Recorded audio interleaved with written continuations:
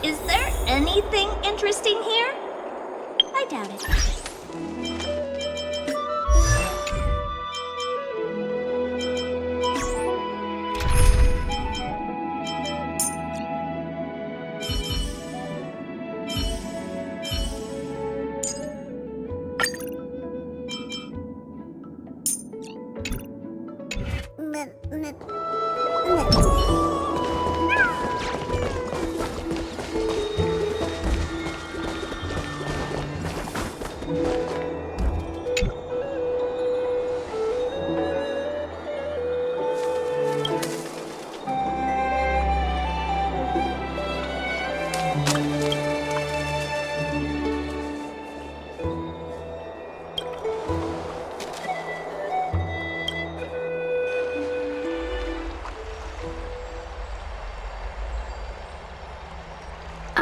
It's you, Cass.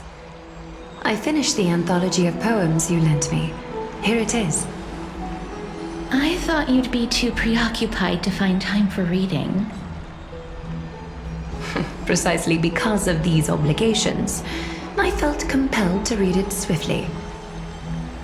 Wouldn't all these preoccupations slow your pace? On the contrary, knowing that time is limited can push one to overcome their limitations. The weight of these responsibilities seems to have enhanced my reading efficiency. I understand completely. During my time at the Grove, the closer exams drew, the more efficient I became at tackling everyday mundane tasks. Anything but my actual studies. Precisely. As I remember, you and Finon were both disciples of the new Sporists. I assume that Anaxa's exams were as unreasonable as the man himself, correct? The courses Professor Anaxa taught were Introduction to Alchemy and History of Mythology. And to be perfectly honest, those two courses were the students' greatest nightmares. The history of mythology, taught by the blasphemous great performer himself. I can imagine their fear. Now that I think about it, students would often rush to the podium during class to challenge him on those blasphemous ideas. May I ask, Lady Aglaya, Has your relationship with Professor Anaxa always been like this? He openly dismisses people's faith and questions the very justification of the flame chase journey. Our positions have been destined to be at odds. While you were studying there, I assume you must have heard of his nickname. Dromus draped in finery? As I see it, this nickname is more of an insult to the Dromas. Despite his insufferable arrogance, I do hold a certain respect for his nature as a scholar. To remain true to his principles, he is unafraid to stand opposed to the world, and that requires considerable resolve. Anaxagoras' life is almost like a satire.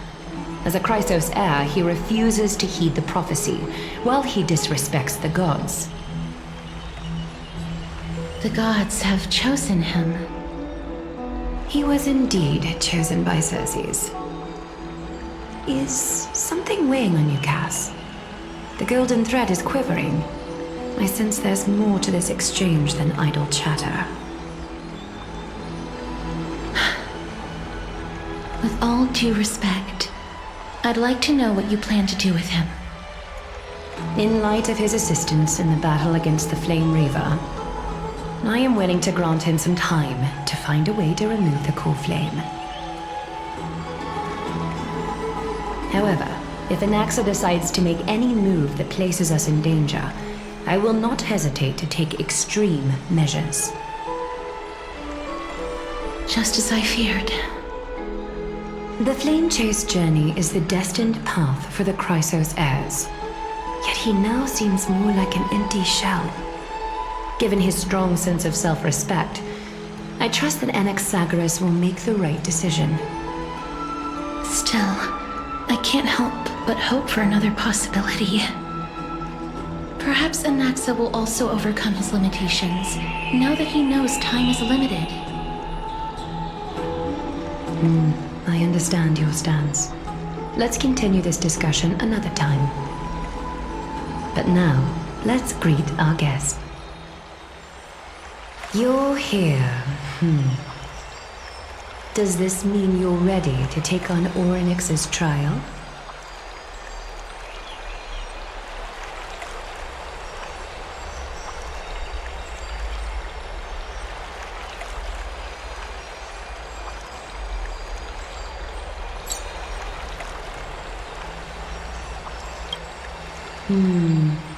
It seems that this sacred beast is just as indispensable, given their intricate ties to the Titan.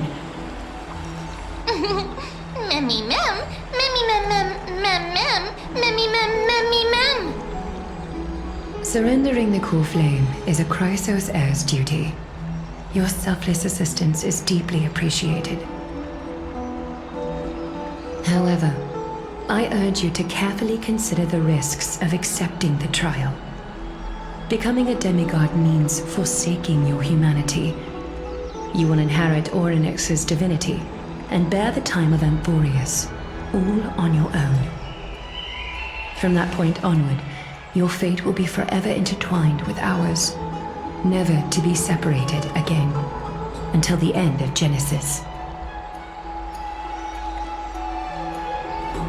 On the contrary, you are the only one who qualifies to attain divinity. Yet, for that very reason, I do not wish to pressure you. It's exceedingly rare to find a capable Chrysos heir. If this path proves unattainable, I am willing to lower my expectations. There are still many priests of Yanissopolis and their descendants in the city. If I'm left with no other option, I'll try to find someone worthy among them.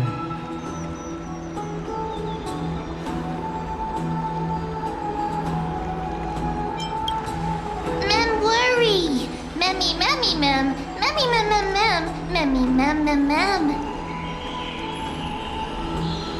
Mem memmy mem, mem memmy mem mem mem hero. Memmy mem mem. Mem mem mem mem mem mem, memmy mem mem mem mem mem, mem mem memmy mem mem.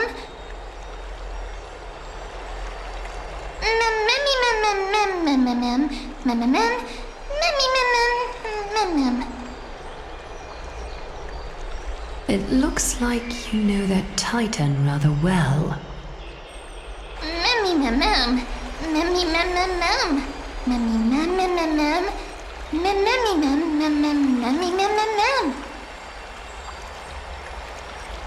Memories that exist outside of your own experiences. I can't explain why, but I can vouch for Mem's words.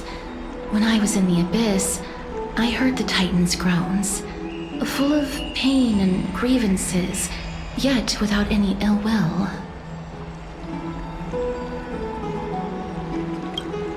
Since you've made your decision, go back to the bath chamber and get some rest. Trinem will call for you when the ceremony is ready. It is difficult for me, as the guide, to absolve myself from blame for things to have progressed to this point. Time and again, you have risen to the occasion for Akima.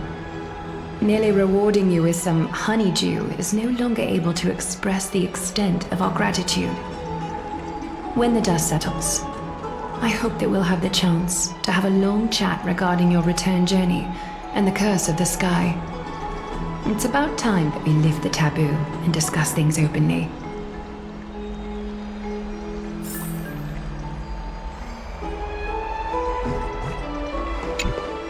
Miss, may everything go well for you and Mem.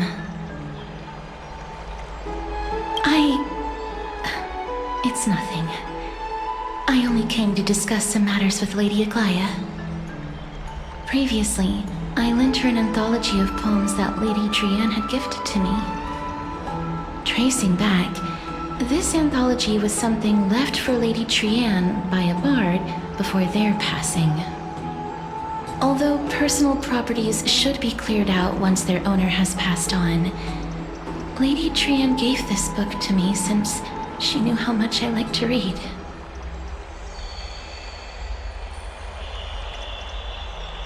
No, it's just an ordinary book. It's definitely not some kind of unique copy. It just contains an allegory. In a faraway land, in a city known as Styxia, a dragon corrupted by the black tide descended one day, swooping upon the city like death itself. It swallowed the princess of the city whole before it was suppressed. After taking down the evil dragon, the warriors discovered that the princess's life had already met its end. Overwhelmed by grief, the queen hired an alchemist to resurrect the princess using the dragon's flesh and blood. However, having lost memories of her previous life, the resurrected princess turned into an evil dragon herself and wreaked havoc on the city. As a result, the prosperous Styxia met its demise.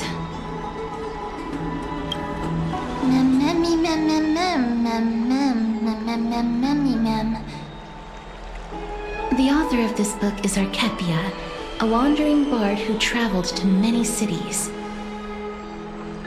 Among the things she left behind are poems, dictionaries, and many tragicomedy scripts. She even clearly underlined and took notes in books that covered myths with her elegant handwriting. While flipping through these books, I felt like I was afforded a glimpse into the life of Archepia. It felt just like I was traveling with someone that I'd never met before. It was as if she had yet to pass on and was still alive.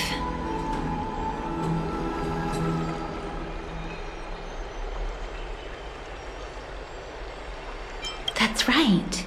Writing, drawing, and taking photographs. It seems like human nature to try and leave records of things. Speaking of taking photographs, when I was helping you to take the photo previously, I did not look through the photos in your photo stone out of courtesy. But I'm also very curious about the story of the Rosy Celestial Maiden.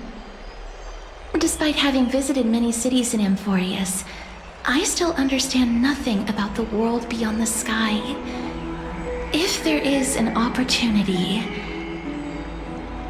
Forget it. Let's talk about this in the future. For now, I only hope that you'll be able to complete the trial safely and obtain Ornyx's blessing.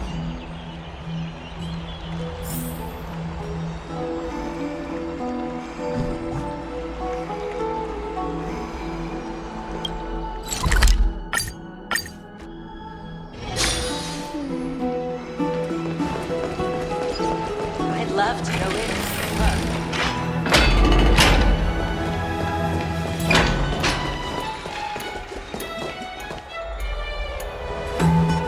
That's right. Oh, partner, you're back just in time. This is something that the both of you should probably know. Good news? I wouldn't call it that.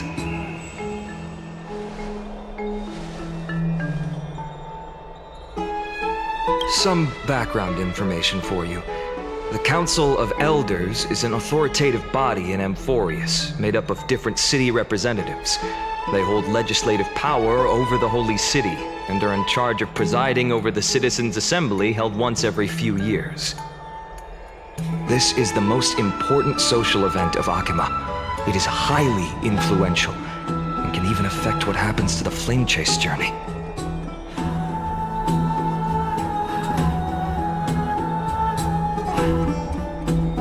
Despite her vision and wisdom that spans across thousands of years, even she cannot win over the hearts of everyone.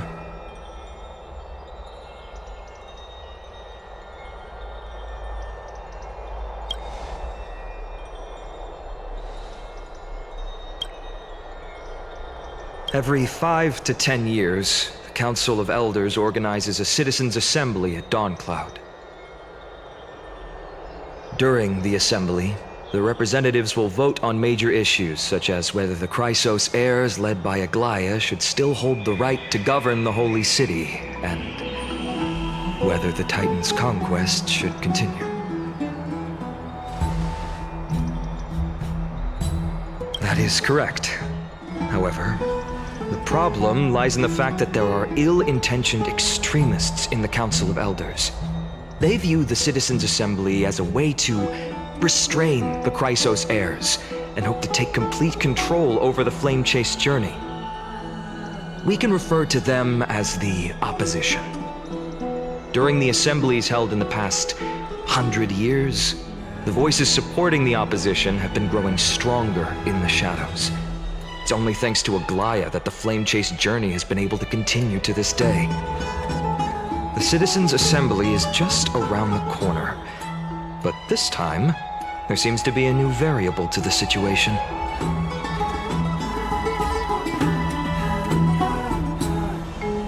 Me?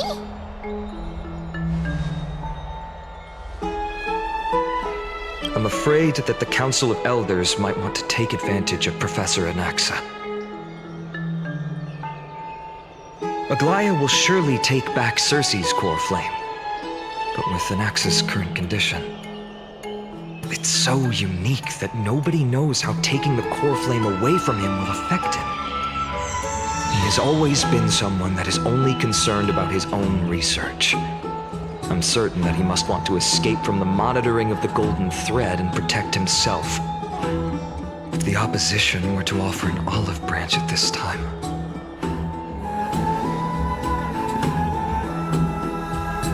Anaxa has never believed in the prophecy, so technically it cannot be considered a betrayal. However, he has taught many Chrysos heirs, and has long been considered an important ally of Akima. I truly do not wish to see comrades turning on one another.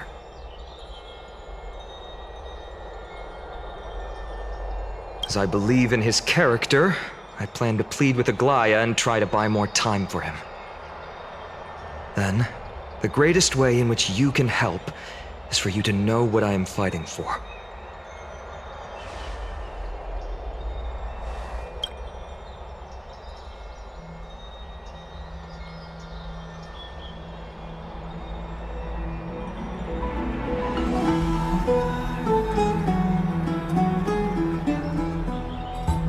Allow me to apologize for the fact that we always seem to be troubling you. I hope that Orynyx will show more benevolence and be more accommodating. I remember that they seemed quite fond of you back in the Abyss. Go and rest and regain your strength. We'll meet at the Vortex in a few days.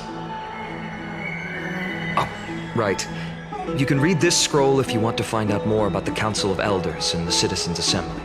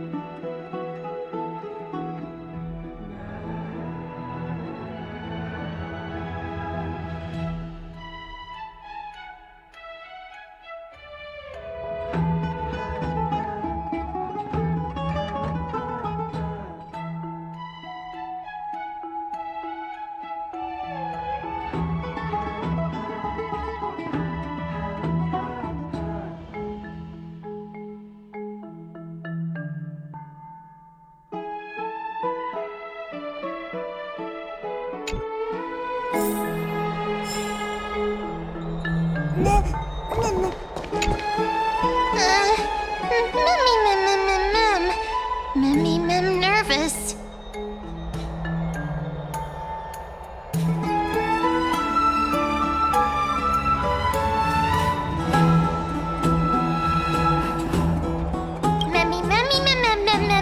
Nervous, Memmy Mem.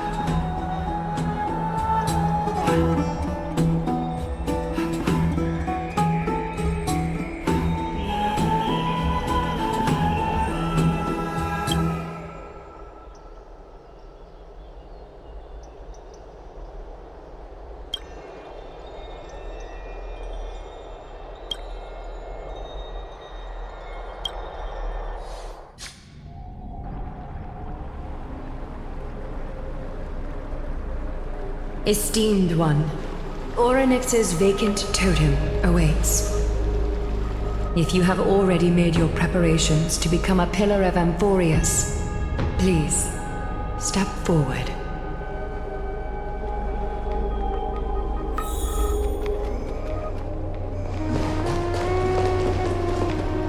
Accepting a Titan's trial is a very peculiar experience. I'm afraid that I'm not able to accurately describe it. You can only go and experience it for yourself. I believe that you'll be able to pull it off.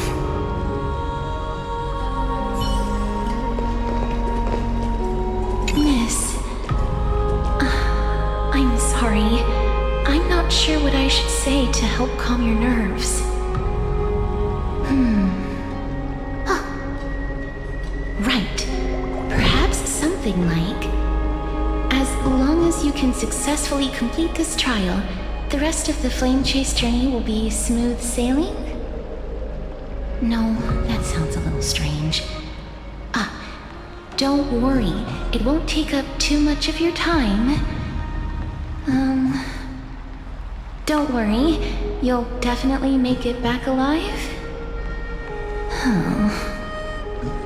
Sorry. It seems like I've made the mood even heavier. In any case, may everything go your way. I can still vividly recall when you entered the vortex of Genesis for the first time. At that time, I could never have imagined that a guest from beyond the sky would shoulder the fate of Amphorius.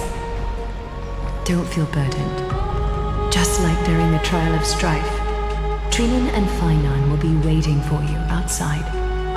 If something unforeseen were to occur, they will intervene in the trial and rescue you. May Catherly bless you.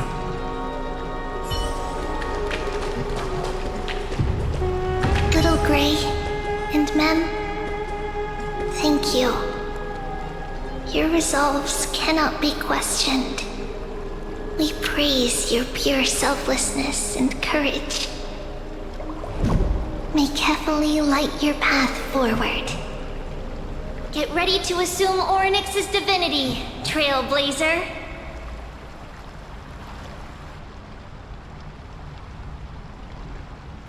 The divine position of Orynyx has already been vacant for some time. We can feel the space of the trial closing. As there isn't much of their soul left, we'll have to complete the ceremony before their soul completely dissipates.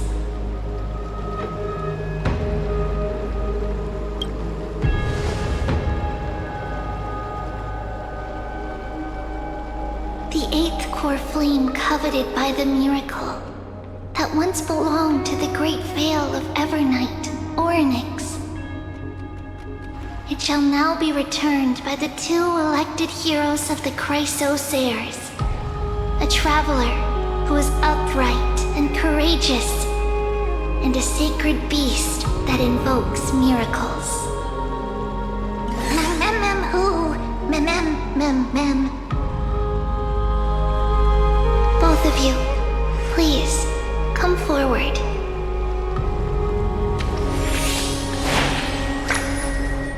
Recite along with us.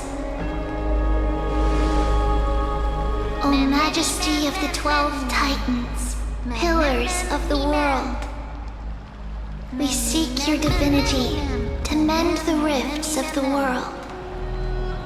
Fill our bodies with blood of gold, till we wither in willing service to the prophecy.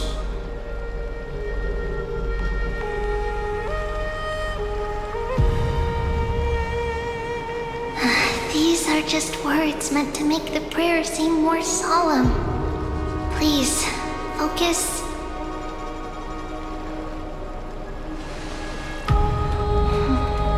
And surrender the core flame.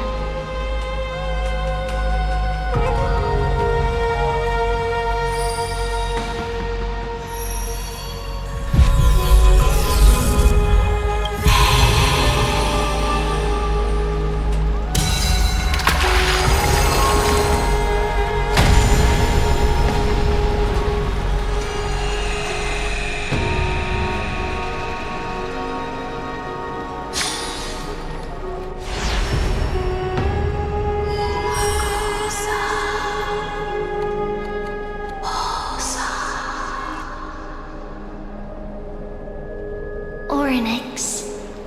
Their soul has been waiting for a long time. Perhaps they're also quietly waiting for the arrival of their successor.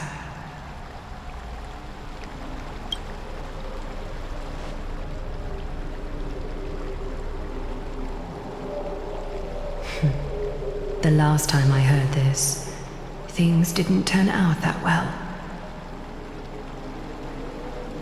Don't worry, Aglaya. She's tougher than I am, right?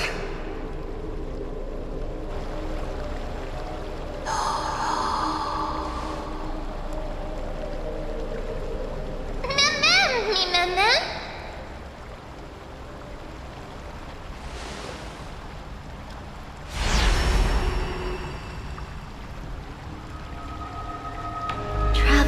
from beyond the sky.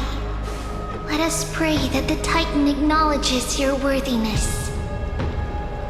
Although she loves cracking jokes at inopportune times, her determination is as strong as the Chrysos heirs. She will definitely succeed.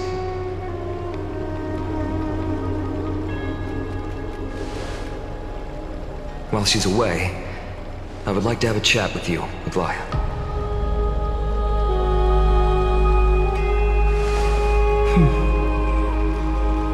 Speak. I'm listening.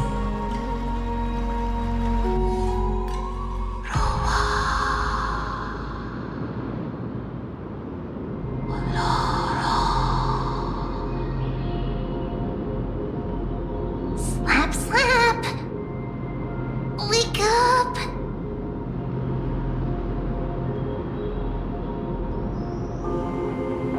How is it? How do you feel? Right? I think that it's amazing too! Testing, testing, 1, 2, 3! Testing, testing, 1, 2, 3! I have such a cute voice! It must be because of all the memories that I collected. They allowed me to grow beyond expectations. Also, listen. The words of the Titan are becoming clearer. Mother.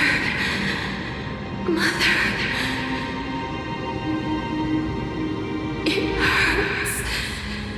Have I finally reached the end? Are the years of isolation coming to an end? Or next. Oh, how heartbreaking. Ever since the figure draped in the black cloak robbed them of their core flame, they have been relegated to waiting in isolation in such a confined space. We are going to help alleviate their pain, right? Memories broken. Mother, where? Who are they calling out for?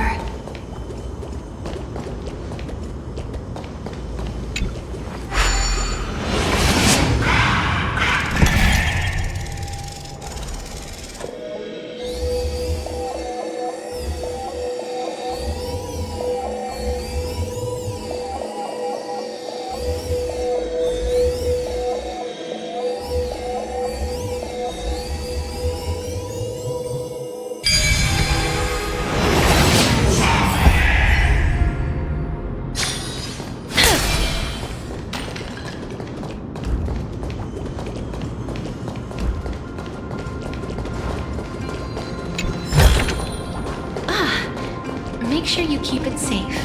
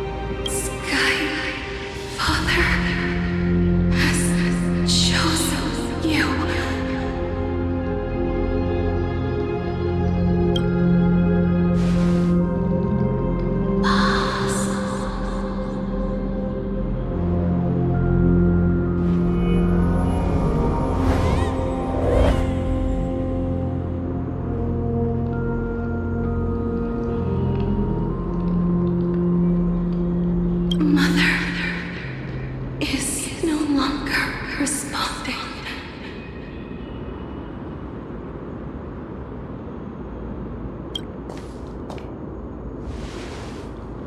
Something important. An important matter. Oryx, listen to me. Aren't you tired? Throughout the long years, you have always been protecting the fate of Amphorius. Each time people draw strength from within their memories, every single ripple falls onto your shoulders. There's no need for you to bear this any longer, Oryx. From today onwards, someone else will bear time on your behalf. This is why we have come. Freedom. Freedom. I want freedom. Oh, poor child. Everything will be fine. Let us help you. You can have a good rest now.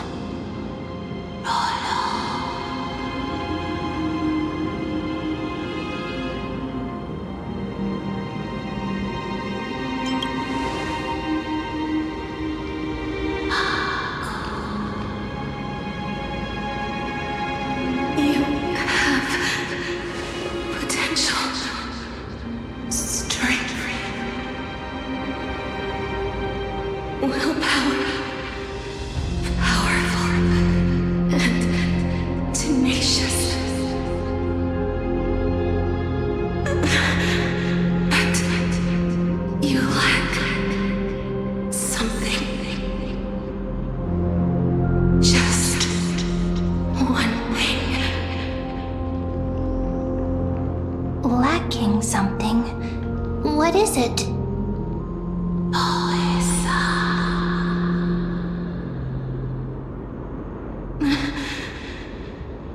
What you lack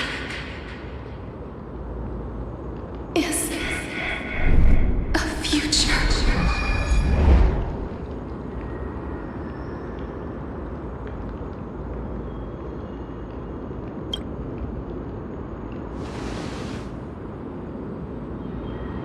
Future?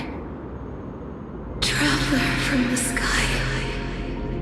You should have dissipated already.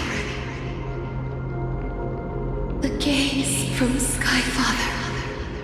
Stabilize your form. Because from the moment you crossed the sky, your life was cast away. Right now, you are simply a collection of walking memories. What? How is that possible?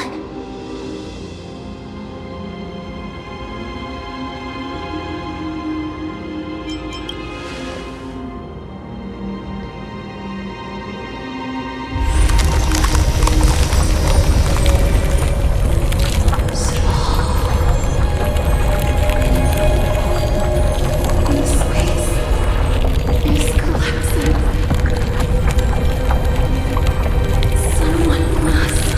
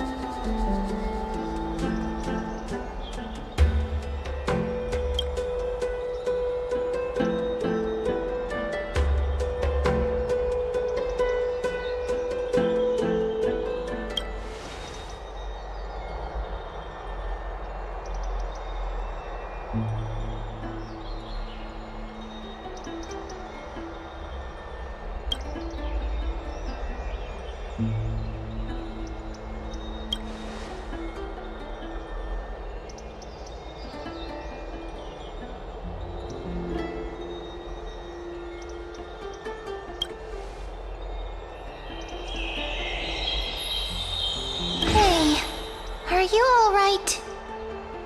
I heard you two talking about Thanatos.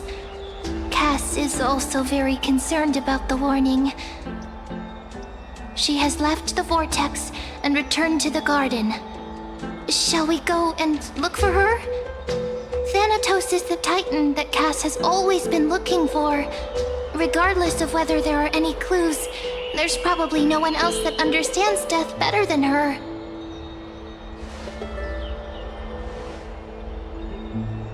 Oh, right. There's something that I have to tell you. The Chrysosairs already know everything that has happened to you. I was too worried, so I told them everything. Please don't hate me, okay?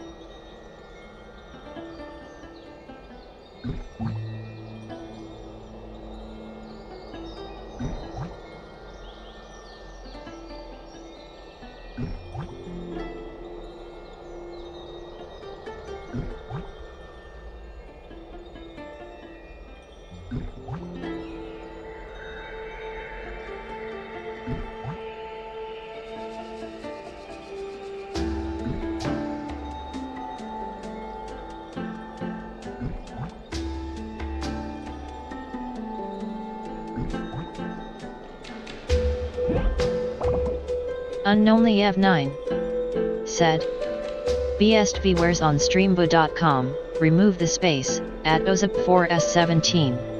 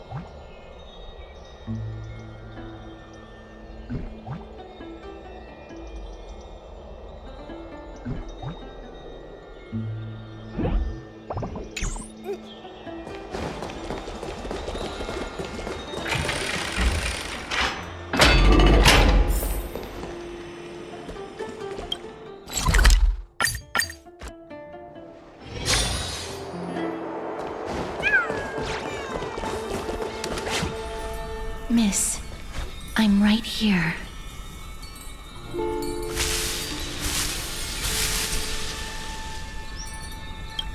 Please stay there and slowly turn around.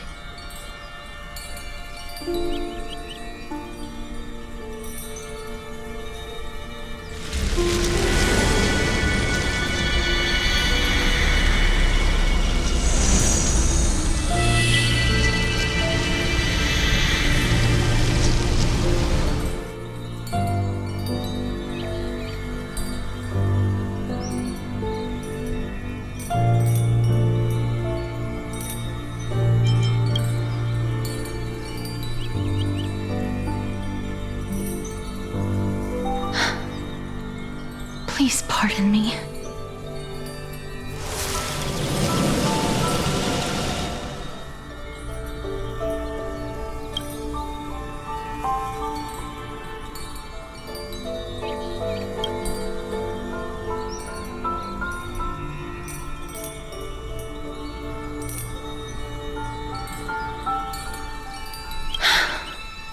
Just as I expected.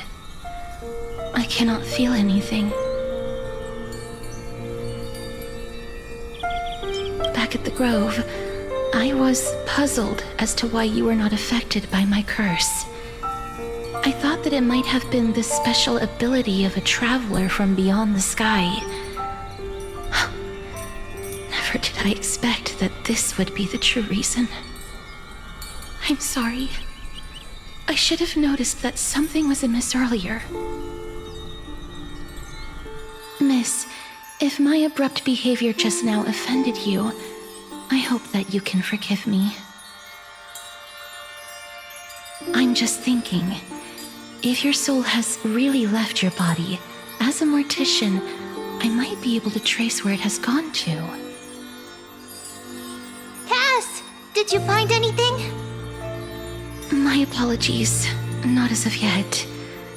Perhaps I have overestimated my capabilities. But, Miss, would you be willing to let me try again? This time, I'll increase the area of contact slightly. Perhaps the result might be different this time. I have never touched the living in this way before. If my actions are in any way disrespectful, I hope that you can forgive me.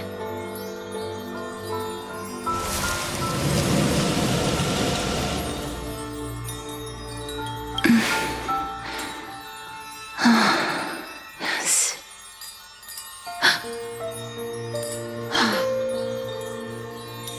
I seem to have caught a glimpse of something. Your soul is currently roaming someplace and cannot find a way to escape.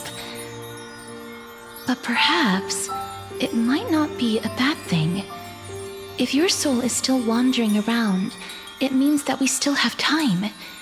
We have a chance to find it before the fingers of Thanatos sweep everything away. Clues. Just a few more. I need more guidance. The connection has been severed. With my strength, I'm not able to trace it.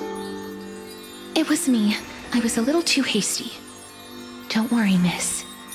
Although we currently have no leads, I will do my best to search for the whereabouts of Thanatos, bring back their core flame, and personally return to you the life that you have lost too soon. I know that I'm lacking in confidence, but I hope that you can keep this promise of mine in mind. Before I manage to deliver on this promise, please do your best to hang on. Amphorius needs you.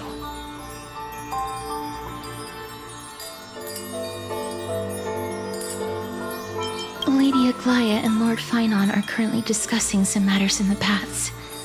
They're worried about you too. If possible, please go there and let them know that you're well.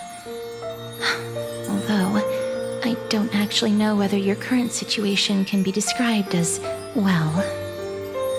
Also, please accept this Styxian fable. Reading can help one to focus and relax. I hope that reading this can help tide you through this difficult period. Species are disappearing. Lady Aglaia and Lord Finon are currently discussing some matters in the paths. They're worried about you too. If possible, please go there and let them know that you're well. Although, I don't actually know whether your current situation can be described as well.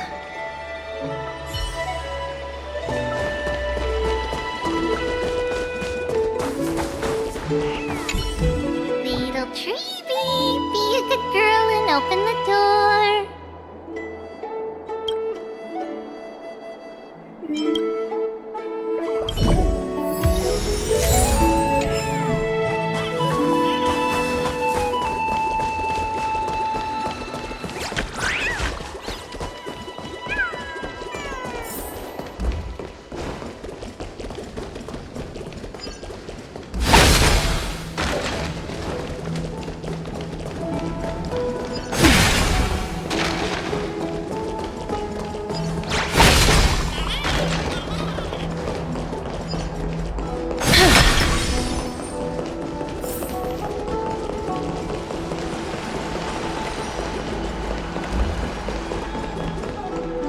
They're here.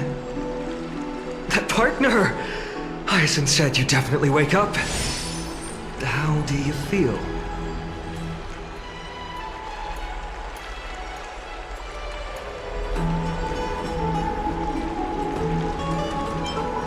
That's the medical prowess of the Twilight Courtyard. Amazing, isn't it? You've completed the trial of time, and I have to admit that the process went better than I expected. Even in the end, that Titan's heart still showed a soft spot for humankind. However, I never expected that two people who have cheated death would appear in Akima at the same time. That's what we have been talking about. Mighty has been in Akima for such a long time, but has no one thought to study his indestructible body? If there were even any minor breakthroughs, we wouldn't be as clueless as we are right now. Many have had this idea, but so far there have been no results. If it were successful, Thanatos wouldn't have disappeared without a trace. Nevertheless, now is not the time for us to give up. At the very least, we can still see a glimmer of hope. Cypher, If anyone in this world knows the whereabouts of death, it would be her. I'll try and get her to return to Akima, but do be prepared for a less than ideal outcome. Please understand that throughout the history of Amphorius, no one has ever managed to escape the clutches of death. At the end of time, Thanatos silently awaits all. It is my duty. We too require you to bear the divine position of time. But before that, just... What's wrong, Aglaya? Omens always come in pairs. A tiny air current will eventually brew into a storm that tears the sky apart. It's Anaxagoras. He has initiated contact with the Council of Elders. In the end, it has still come down to this. I earnestly hope that your assessment of him is accurate, Finan.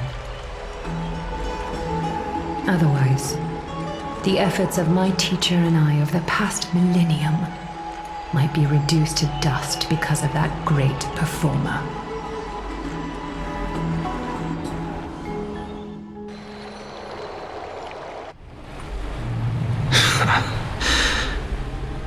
I'm back here again.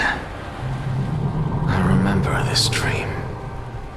This realm is covered in a silk-like fog, and the land is barren and harsh.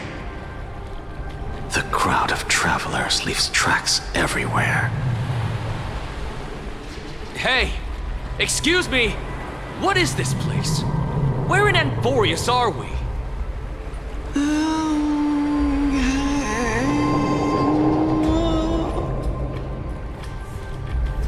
The mutters of the traveler are in a language I'm unable to comprehend. Or perhaps they're just distracted and ignored my question. Tell me, which Titan reigns over this land?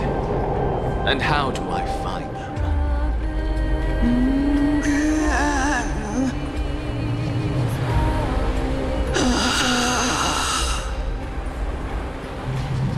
Hand of Shadow. Hand of Shadow Thanatos. Could this possibly be the Netherrealm? Not Netherrealm.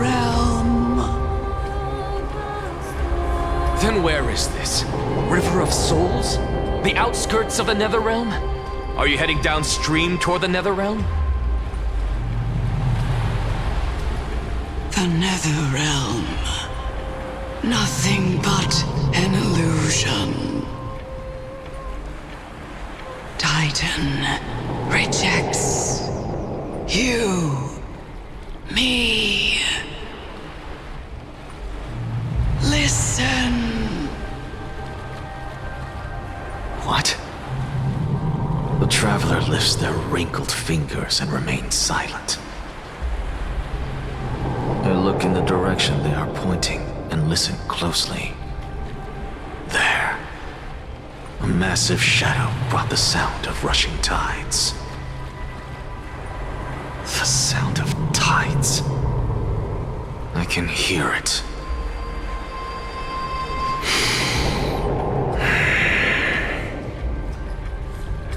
I hear it, deep within the tides, beyond the closed gates of the void world. A voice, about to recount something. Child of humanity. Is it death's embrace you yearn for with such urgency?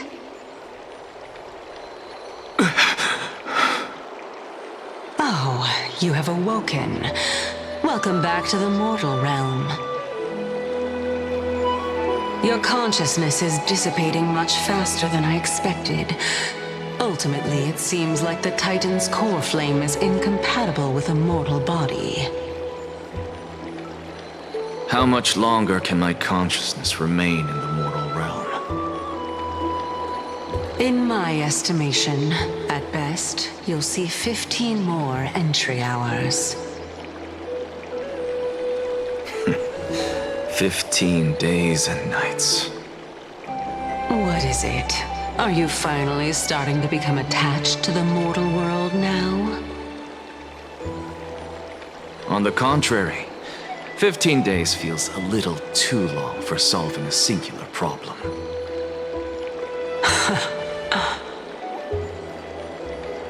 Stop giggling.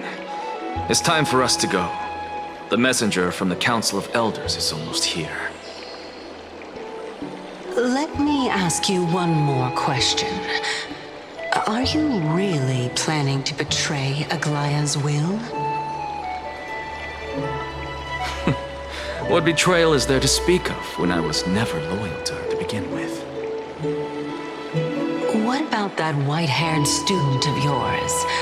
Acting so recklessly, do you not care about what might happen to him?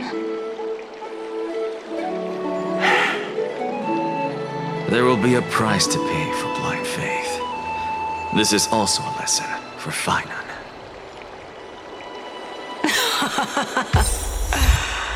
You truly are a strict teacher.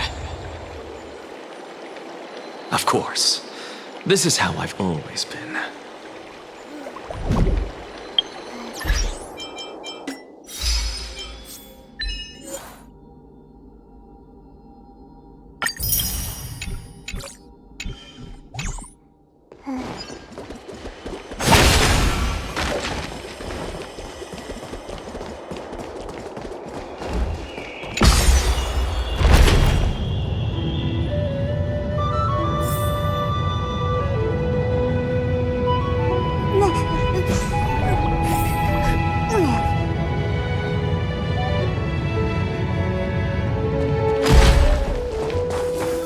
Sorry to keep you waiting, Lord Anaxagoras.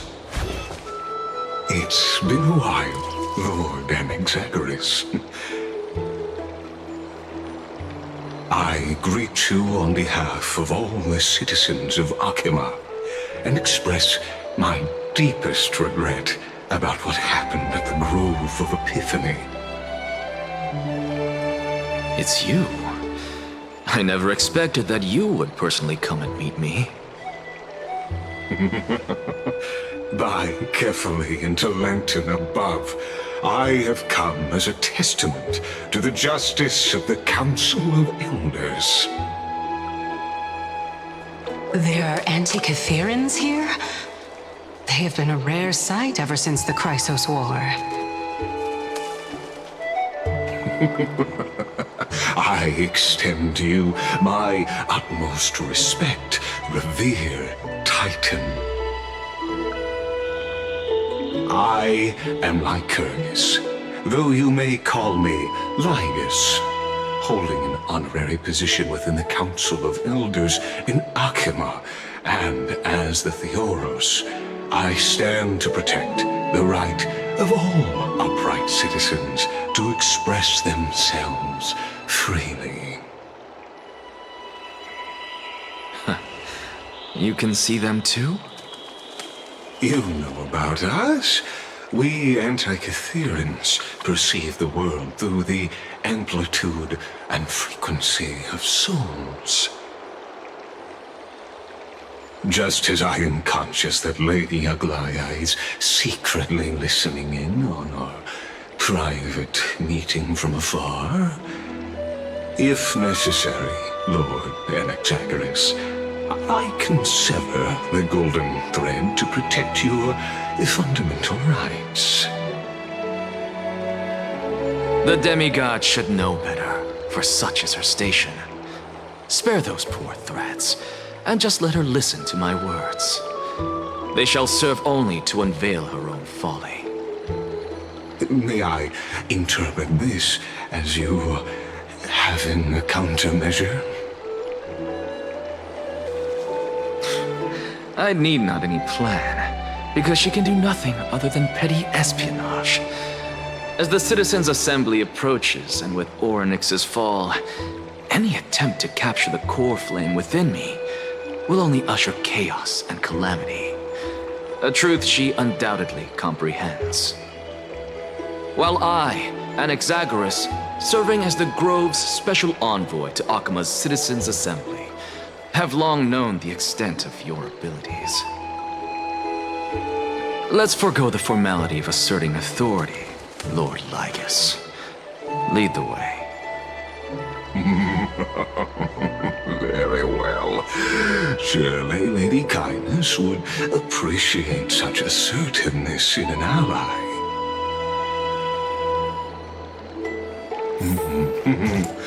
She's been waiting. Fun?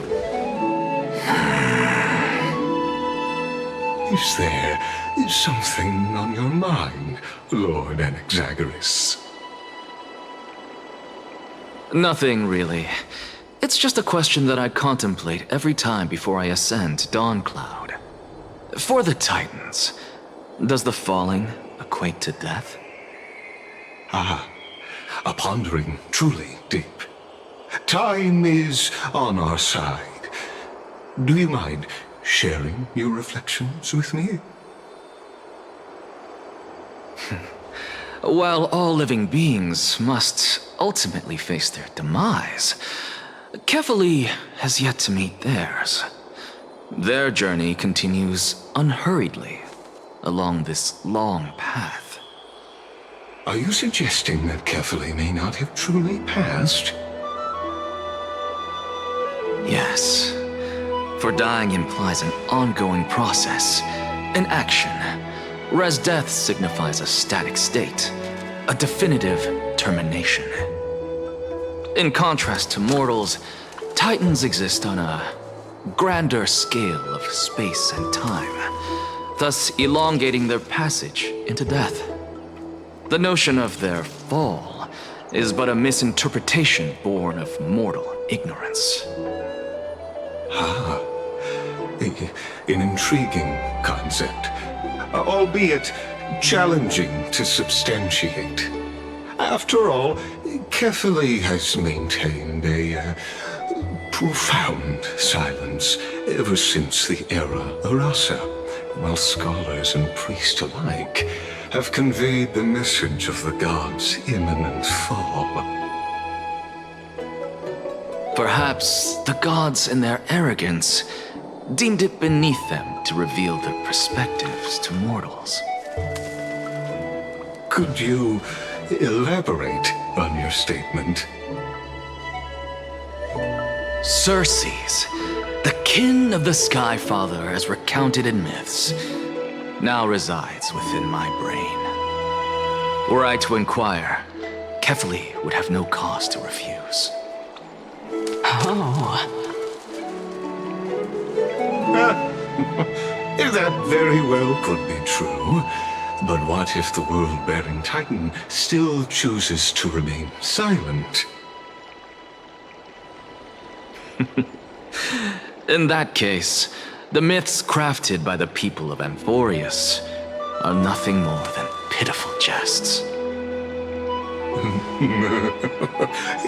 It's worth a try. I believe, and I'd love to witness the fruits of your theory and the change it may bring to this imperiled world. Because I completely concur with you on this aspect. If the Titan has indeed met their end, any response from them would be impossible.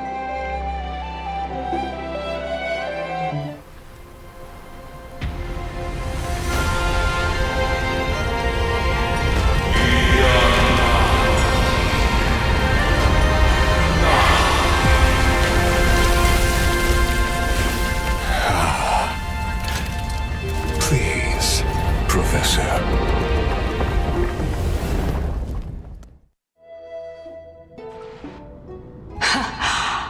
the children of humanity have indeed created a spectacle. Welcome to Dawncloud, The atmosphere here carries a greater sense of solemnity than the mundane clamor of the Marmorial Palace, with entry permitted only to the invited. Only esteemed beings grace this place, and among them I've received priests, scholars, warriors, and now we even have the honor to be in the presence of a Titan. Oh, what a joyous occasion. Once deemed a blasphemer, now a surrogate for revered divinity. The honor should rightfully be mine, shouldn't it? I'll notify Kindness and the others of your arrival. Kindly wait for a moment. A soldier will be here to guide you shortly. In the meanwhile, you're welcome to explore the vicinity, but kindly remain within the guard's view. Delaying the crucial meeting is something none of us wish to see, I presume. I'm well aware of Kindness's methods. There's no need to emphasize that. As you wish. Your cooperation is much appreciated.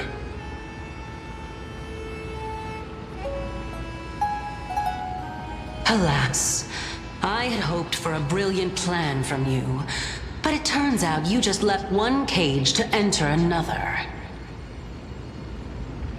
Save your concerns. I know very well what I'm doing. I shall depart to explore the surroundings then.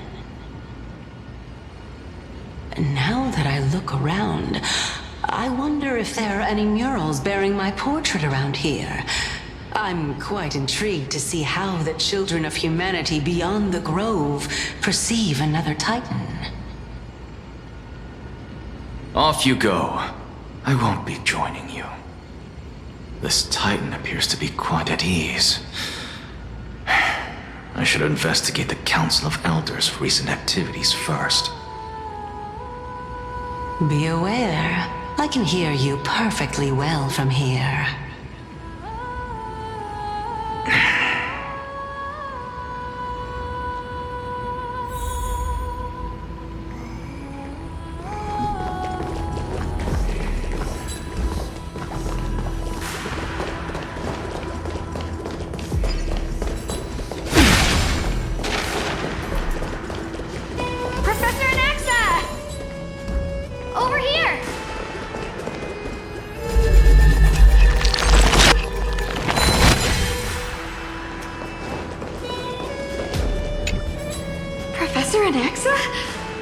Word has it that the scholars of the Grove valiantly perished resisting the Black Tide. To find you here safe and sound, thank the Fates. You could say it's the Fates toying with us. It's only the Crimnoans and Idonians who chase glory through death. But your survival is a victory in itself. I'd settle for that gladly. So, are you here to report the incident to the Council? I heard that after the Black Tide devoured the Grove, Akuma would be next in line, even with the demigod of strife standing alongside humankind. Tell me, how much does the Council of Elders know about the Black Tide? Once Kindness and her followers learned of Circe's and Orynyx's fall, they proclaimed in the Council that the Flame Chasers could no longer stand against the calamity alone. Yet, when the Crown Prince ascended to godhood and repelled the Black Tide, she immediately altered her tune, declaring that all was resolved beyond Akuma, with the only remaining menace now being Aglaya and her adherents. They might well make their move at the upcoming Citizens' Assembly. No surprises there, those shifty opportunists. Thank you for your honesty, virtuous student. Being an opportunist could very well be a facet of wisdom. Shouldn't you be searching for murals of yourself? I've had enough of your prattling. I was really curious to see how you would find the middle ground between both factions, so I came to listen in. But it seems as though this Kindness is much more ruthless than Aglaya. If so, why do you want to work with her? Could it be that perhaps you've decided to readily surrender this hollow shell of yours, just because you feel like death is fast approaching? I'm afraid you'll be sorely disappointed if that's what you truly think.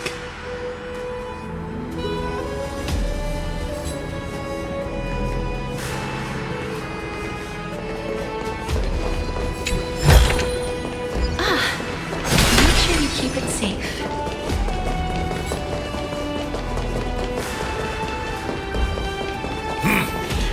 Even blasphemous scholars can come here, it seems. Looks like my presence here is quite unwelcome.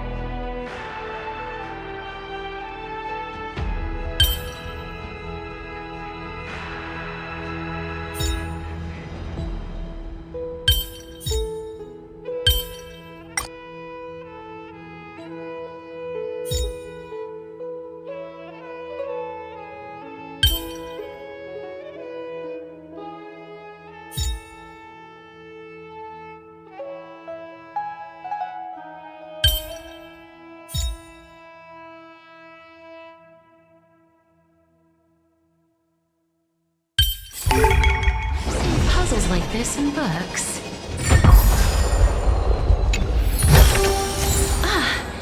Make sure you keep it safe.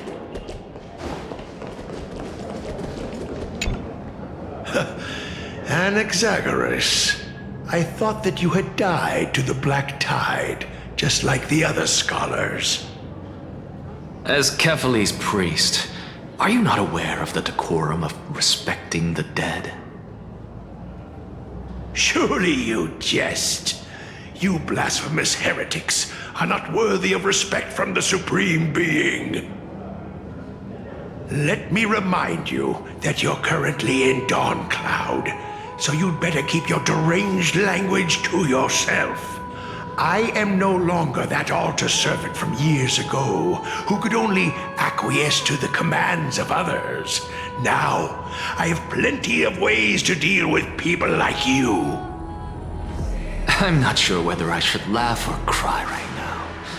I can't believe that a follower such as you could have been made by a creation titan. As I see it, a dead titan can't provide you with this level of confidence, right? Then who is it exactly? Could it be kindness? You. Seeing how fond of you Elder Kindness is, I shall let that slide for now. Leave immediately, and don't impede us from receiving the Supreme Being's blessings. Seeing as we were able to hear of this matter from the mouths of others, it seems that kindness is indeed quite sincere toward us. Perhaps this affair will proceed smoother than I had anticipated. Oh my, what a thrilling confrontation. As expected of one of Kephales's followers.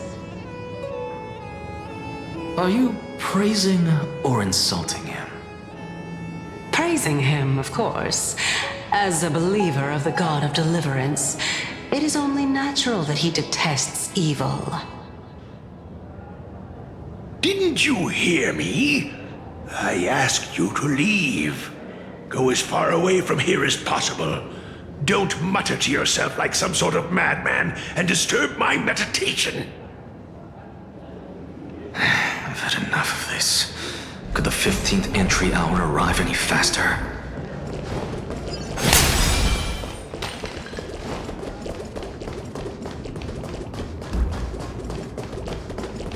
Oh, my. Could it be that the great tree painted in this mural is actually depicting me? Every plant, every tendril, no, even every leaf could be the embodiment of Circe's.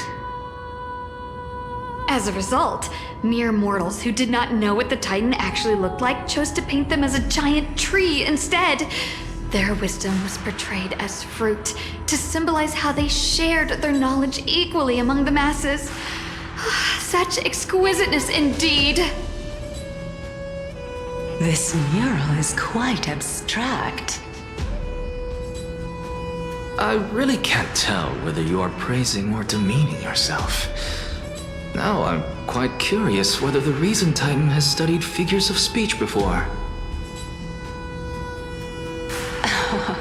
Of course I find such stylistic devices interesting. For all we know, this could be the answer to the question, what exactly are we? I, for one, am not willing to admit that I could look this ugly.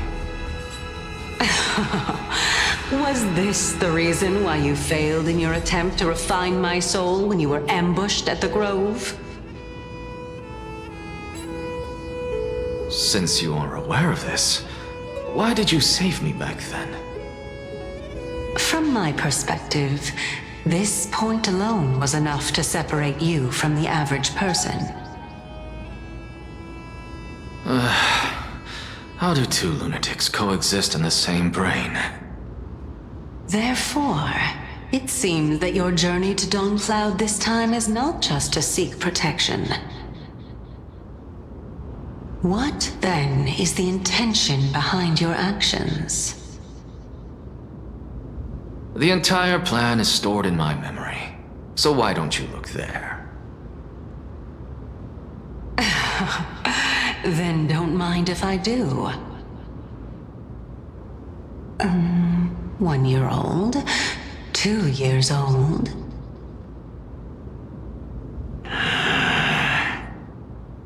Oh my! Even a member of the preeminent Seven Sages must hug his droma stall to sleep? How interesting. That's enough. How unusual. Your soul is actually trembling. This must mean that behind this toy hides a secret that nobody knows, right?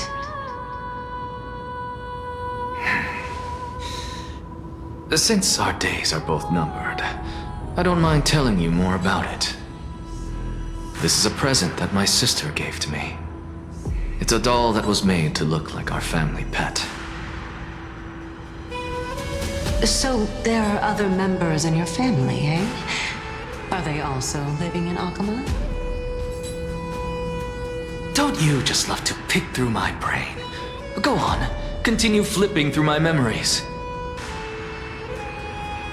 It won't take long. You'll discover the answer when you reach the memories of when I was 5. Oh, the black tide is everywhere. I can't bear to look. When I was young, I couldn't accept this outcome either. Georios, Aquila, Kefali, and you, of course. Although I prayed to every titan that I could think of for help, my efforts were ultimately futile. This...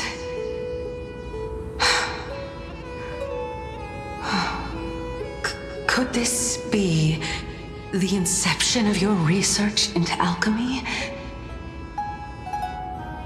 Indeed it was. Everything started from that verdant courtyard of yours.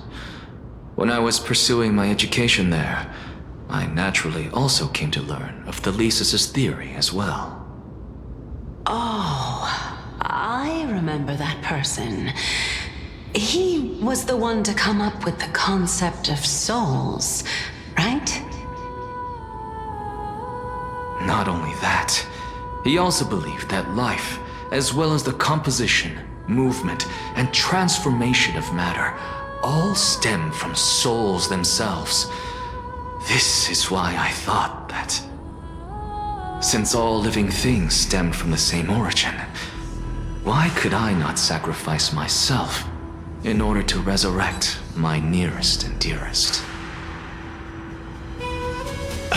Anaxa, you... I did it, teacher! But this is absolute blasphemy. Regardless of how much freedom the Grove provides, such an act could cause you to be burned at the pyre. Your beloved, where is she now? Send her away from the Grove at once, to a place where nobody will ever be able to find her. Otherwise, the both of us will be judged by the Council of the Seven Sages. Calm down, teacher. My sister, she's still not in the mortal realm, even to this day. What do you mean? It was naive of me to think that I could snatch the deceased from Thanatos' grip by merely sacrificing one eye. Equivalent exchange. All I received for that price was but an opportunity to see her for one final time. Nothing more.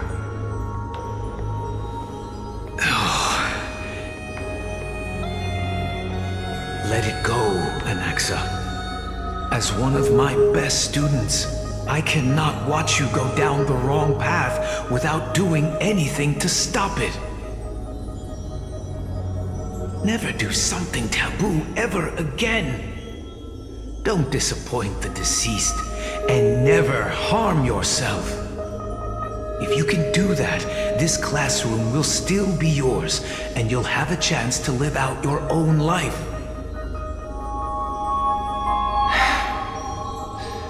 Since I was able to see her one last time, I have no other desires. You're right, teacher. It's time for me to start a new life. I am sincerely glad for you, child. Now then, what topic would you like to study? I wish to continue Thalesis' research. Continue the research into souls, but you know that the Grove has long since understood his philosophy like the back of their hands. Even if you continue digging into this subject, your efforts will likely be futile. No, teacher. After my fleeting glimpse of the deathly fog, I finally understood a single truth. Since ancient days, our understanding of the souls is but the tip of the iceberg. I may have lost an eye, but my view of the world has become clearer than ever. I have grasped the truth with my bare hands. Watch as I turn this farcical world upside down.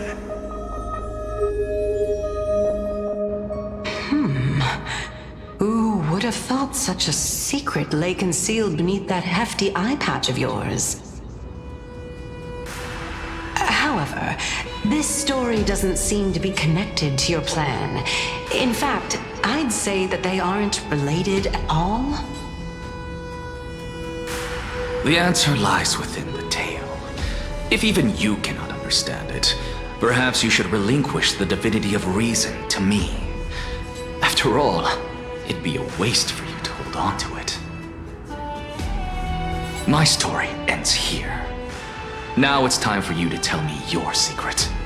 After all, this is what equivalent exchange means, correct? As expected, you laid a trap for me to step into. Unfortunately, even if I was willing to talk about my past, I may not know more about it than you do. Oh? Are you saying that the renowned Reason Titan is now admitting a lack of wisdom? Your followers are going to be sorely disappointed by this. Child of humanity, remember this. Being cognizant of one's ignorance is the greatest wisdom of all. Now I understand. No wonder you asked me to answer your random, nonsensical questions. Not only that, you're the only one who can shed light on my query. As the saying goes, onlookers see most clearly. Is that so? Lord Anaxa. I saw you muttering to yourself and was wondering whether you were caught in a delirium of reflective thought. I'm sorry to interrupt you, but time is of the essence. I have a message from Lord Lygus. Lady Kindness has met up with the Council of Elders and is awaiting your arrival, so please depart forthwith.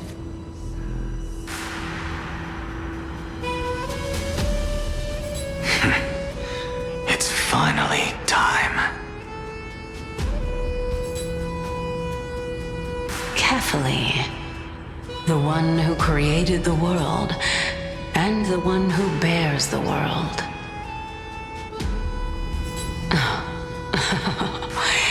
If you truly have not met your end, how will you answer the challenges of those who defy you? I didn't expect you to agree to Lady Kindness's invitation. What a wonderful turn of events. To tell you the truth, there are many people who hold grudges against that Lady Goldweaver. Isn't that the dromas draped in finery? Avoid his gaze. I don't acquaint myself with blasphemers. Don't worry. He's too full of pride to pay us any attention. Your nickname is Dromus as well? You must really like those creatures. Make sure you keep it safe.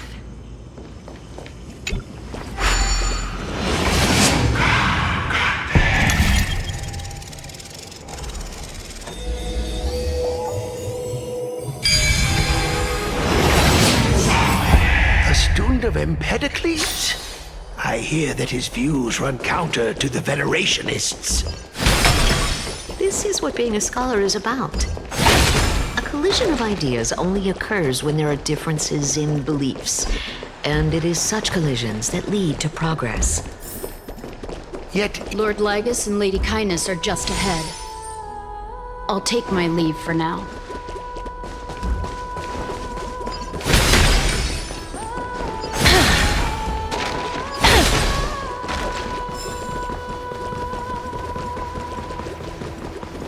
Welcome to the Demigod Council, esteemed guests.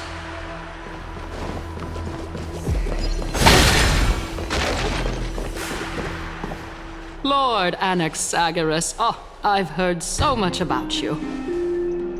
Head of the Nusporists of the Grove of Epiphany, notorious blasphemer, a Chrysos heir who bears Circe's core flame, a survivor of the Grove Calamity. Did I miss anything? Well, if so, please be so kind as to enlighten me. Since Lady Kindness is already well acquainted with me, I won't waste any effort introducing myself again. But then again, perhaps the customs are different here. Back in my hometown, there is a form of etiquette known as honoring guests. The host will welcome their guest with warm hospitality by treating them to fine wine and a cozy bed. And yet, ever since I arrived, I have not been welcomed with warm courtesy or ceremonial gifts. Instead, I am met with intense scrutiny. Even more absurd, the host has sharpened their blade and instructed their servants to lie in wait in the shadows. Perhaps you intend to cut open my heart, retrieve the core flame, and then hold a grand feast for all of the guests. Everyone, stand down. Thank you for understanding. I am but a feeble scholar who is not used to the stench of avarice and blood. No need to be humble, my lord. From my perspective, your courage and gumption are worthy of the reputation of the Seven Sages. Your bravery is more than adequate to accomplish our perilous endeavor. So, you wish to start a war? Well, since the Chrysos heirs are calling for war, we will respond in kind. Conflict is inevitable. Since Aglaya endeavors to suppress the virtuous commoners with blood of gold, we will not hesitate to display the rights and mettle the citizens of Akima are so entitled to. As to your question of whether peace is still a viable option, well, to that I can only say this. Everything hinges on the next citizens' assembly and whether they have a sudden epiphany amid the clamor of the masses. And since you, as a Chrysos heir, accepted our invitation, you have indeed given us a glimmer of hope. What brazen arrogance. What you're saying right now is worlds apart from what you were saying before you retired your cleaners. I don't deny it. After all, they're responsible for cleaning up any threats, and just a moment ago, you were on the side of the Chrysos heirs. But now that you're an ally of ours, we can continue talking somewhere else. As you know, these walls have ears. I was fortunate enough to have the opportunity to discuss a treatise about the Venerationists with your teacher, Empedocles. Yet, it seems you subscribe to the Nusporists instead, Lord Anaxa. I've heard that this school of thought is one with many detractors. It's normal for ideas to have supporters and dissenters, just like how there are two types of people in this world: geniuses and dimwits. Welcome back to the hub of the Demigod Council, Lord Anaxagoras. Surely you remember that countless eloquent orators have stood in this spot before and emerged victorious by stoking public sentiment with their words. And yet there have also been innumerable blasphemous philosophers who set themselves up for failure because they refused to defend their actions. This tiny stage is the most profound embodiment of Akama in centuries. In 15 days, this site shall also become the most important, as well as the final turning point in Akama's history. May the both of us carry out our duties with honor and lead the masses back toward the Erechrysia, a golden age with no death, strife, or trickery.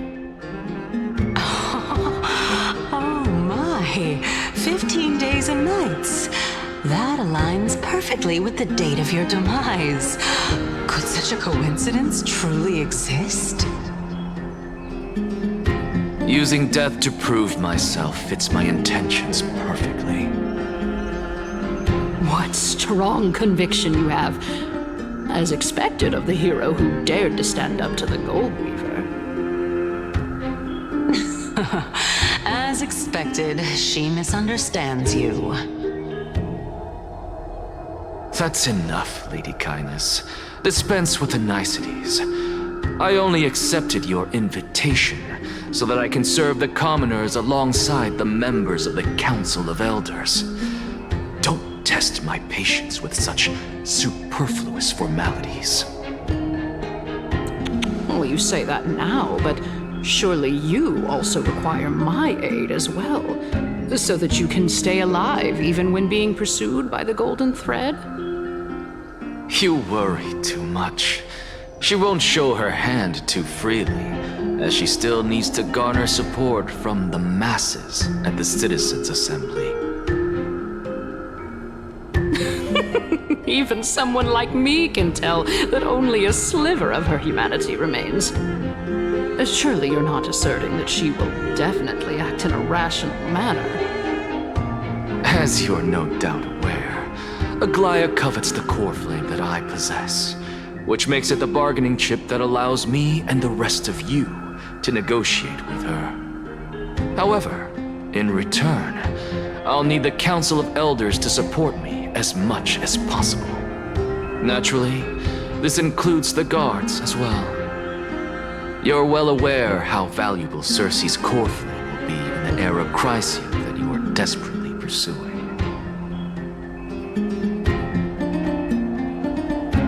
Talk is cheap, so you'd better act prudently as well. I understand. After all, this battle of wits is just a means for each party to acquire what they need. As long as your request is reasonable, the Council of Elders never shortchanges its allies. Since we're both intent on mutual cooperation, let's not mince words and just speak plainly to each other. Let us decide how much we can secure for ourselves and how much we're willing to sacrifice like true philosophers, with our words and wisdom. Continuing from the earlier topic, let us discuss our common enemy, Aglaia. She is the second most experienced Chrysos heir across the whole of Akama, who has gradually lost her humanity to the ravages of time and the ablation of the core flame. A formidable opponent indeed. Admittedly, there is ample reason for her to take your life. Yet your previous reasoning is quite sound. As a seasoned political animal, it's unclear whether she will actually cross that irreversible boundary. Moreover, she still needs you alive so that the Titan's trial can be completed. Is there anyone present who can swear by the sacred vow of Kefali and guarantee that you weren't in league with that woman before coming here? Are you just trying to pull the wool over our eyes and aid her in her savagery? I believe you're aware of Castorus the Executioner. Long before I returned to Akama, Aglaya had already dispatched her to monitor me. If I weren't able to reach this place in time, I would have been forced to meet Thanatos first. As compared to a comprehensive plan with uncertain results, if you decide to cut open my chest and remove the core flame, wouldn't that settle her nerves even more? Everything is in place. She just needs the right timing. I understand what you mean. At the very least, the both of us agree that this tyrant who wallows in extravagance and greed is the greatest threat to achieving peace in Akama. The Council of Elders is willing to defend your right to live, just as we defend every oppressed citizen. However, I regret to say that sentiments in favor of the Chrysos heirs and Aglaya are only growing in magnitude. The peace that we are aspiring toward, as well as everything that we hold dear, will be destroyed completely. The city will be burned to ashes, and the citizens' blood will be shed. Tell me, what are you willing to do for our esteemed citizens so that they can vanquish the enemies of our fine city?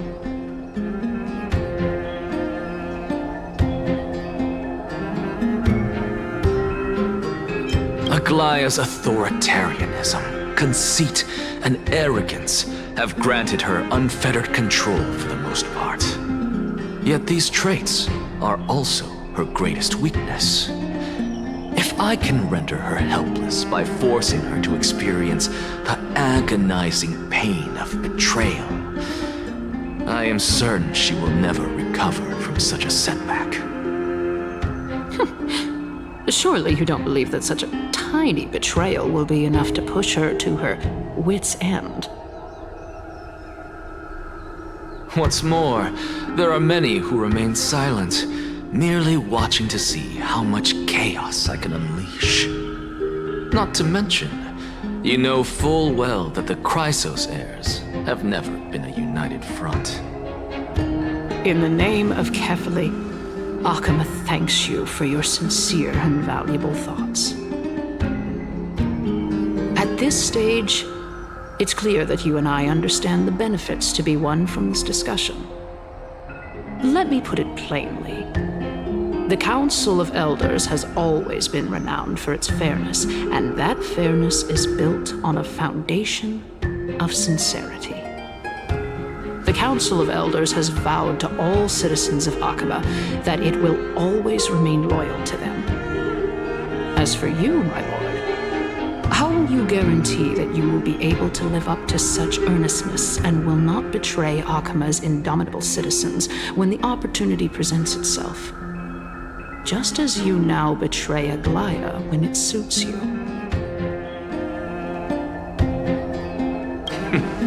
Surely you jest. My loyalty does not need to be proven. The fact that the Council of Elders is asking for proof of my loyalty is itself akin to a form of betrayal. I am incredibly honored to have witnessed the both of you bury the hatchet in a civilized manner. However, I am afraid that I must interrupt for a brief moment. As the Theoros, I have observed the following. Lady Aglaya, the Goldweaver, is currently on her way to Dawncloud. Oh. Well, I do believe that we might have a slight overabundance of guests today. Feeling dissatisfied, Lady Kindness? Despite the Council of Elders' lofty residence on Dawncloud, it must still tolerate the whims of the Chrysos heirs.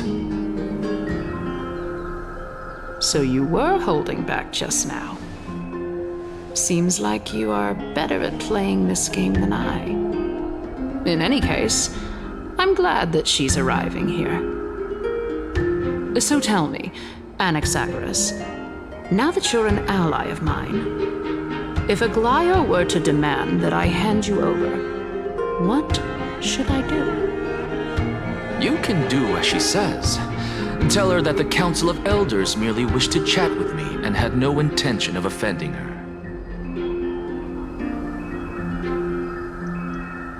However, by doing so, the authority of the Council of Elders will be as thin as papyrus that has been soaked in blood. Not only can it be destroyed at the slightest touch, but the Council will also lose possession of a valuable core flame. No, more like 2 core flames. After all, at the next Citizens' Assembly, that young lady who is synonymous with death will also be standing on our side. Oh? How can you be sure of that? Is that of importance to you? All you need to know is that I have a plan. In my opinion, you should be more worried about the impending threat. If Aglaya can seize me in full view of the masses today, she could also dismiss the entire Council of Elders in one fell swoop tomorrow. If that happens, the discussion that we've just had will turn into an utter joke instead. Is this the outcome that you wish to see, Lady Kindness? Fine. I will handle this matter appropriately. But you do best to remember this. Fool the people and karma will be on your tail. I'll overlook it this time, but don't count on there being a next time. Unless, of course, you crave cruel punishment and consider suffering the perfect state to ponder the true nature of souls.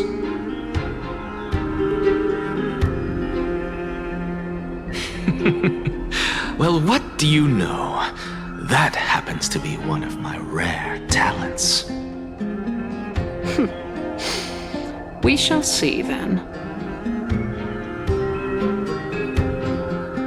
I've got to say that you've managed to really impress me again. But shouldn't you be going after more? Dying to know what I'm after.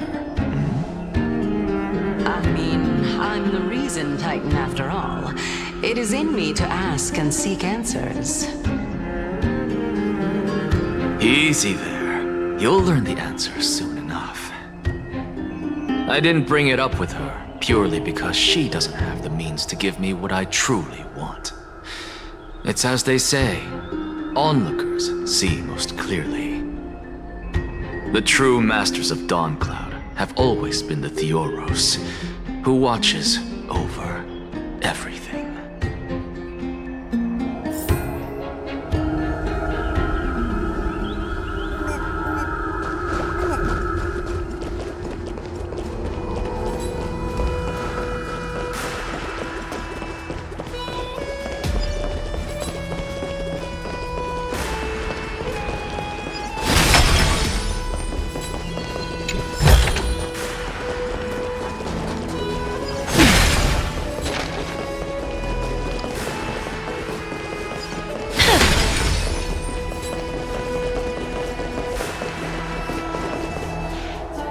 Unexpected visitor. Welcome once again. You know, you could actually skip all the pointless debate and come straight to me to seek an audience with Kefali. I have no reason to refuse you, do I? You may not, but Kindness has. Whoever gets hold of Kefali's core flame will get to rule over Akama. She's wary of me, so naturally I had to gain her trust. I would say that debate was not at all pointless. Very true. In my view, this individual has gone to great lengths to get close to Kefali. He might very well be plotting something nefarious against the Titan. Are you still willing to let him pass, knowing this? Yes, very much so.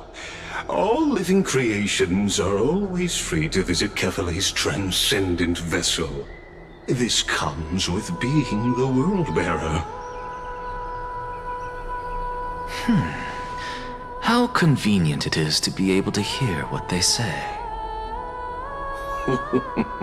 It is truly my honor to speak to a venerated Titan in person. Please, go ahead. Let me join you both on this journey. Oh, a bygone myth tells of an occasion where Kefali once answered their followers' questions on the peak of the Holy Mountain. Their followers have since believed that scaling this Titan cliff is one way of being with the god. Hear that? It's not every day that you get to climb a mountain with Circes. You should sing me a hymn of praise. Titan hymns are beyond me.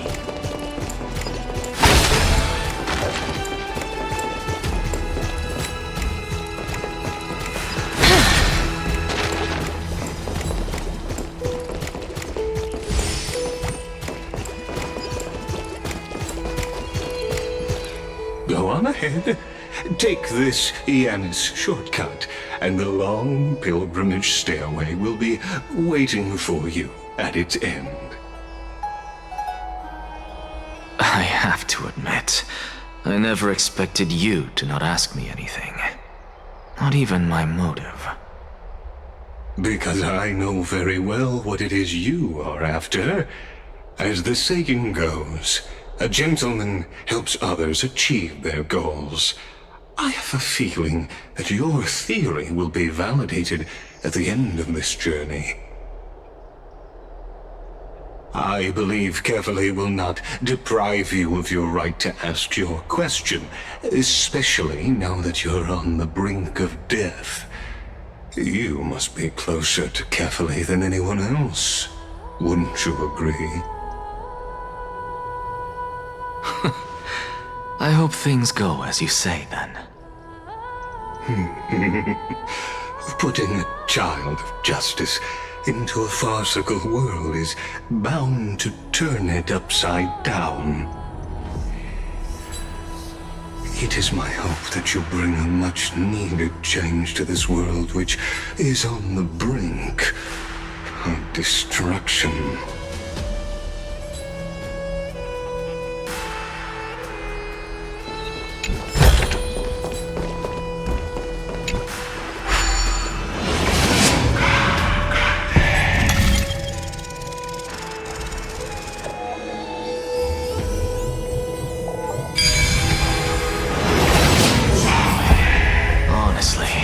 This is my first time going up to Dawn Cloud's peak. What a splendid view. Isn't it about time you recognize the magnificence of us Titans? Well, I don't see how this place is different from those temples in the city. All they have are magnificent facades. And even though I've come this far, I'm still doubtful about getting useful clues from him. I must be getting ahead of myself to be expecting to hear something nice from you. Oh? Haven't you been in my head for some time now? It's high time you get used to how I feel about things. Alright, we're just a short hike away from Kefali. No time to waste here.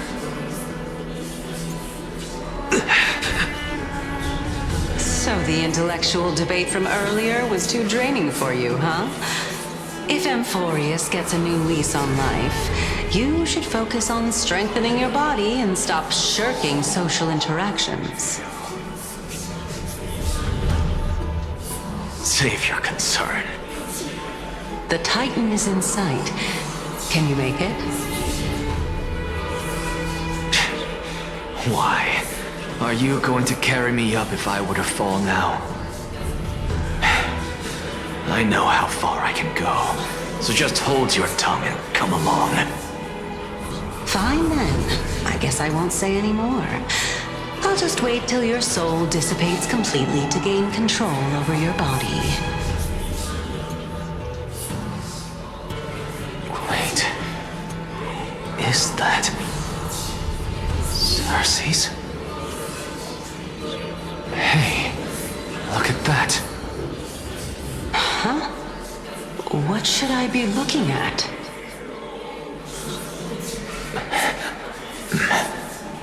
Am I hallucinating? Or do we even get to see souls when we're close to dying?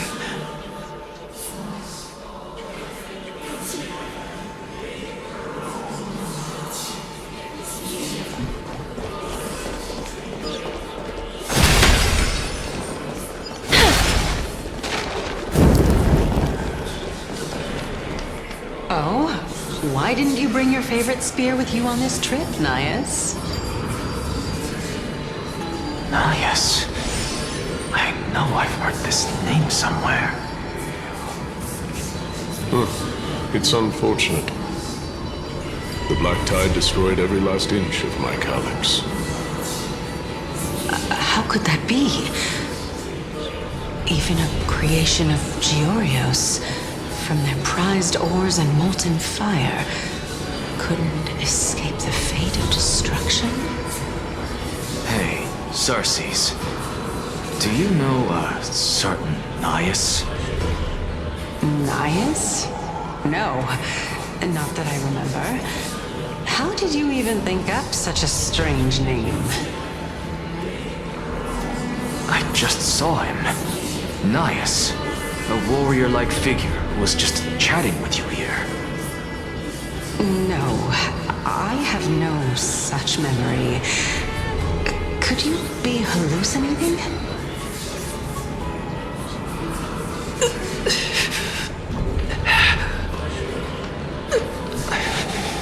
This is a departed spirit.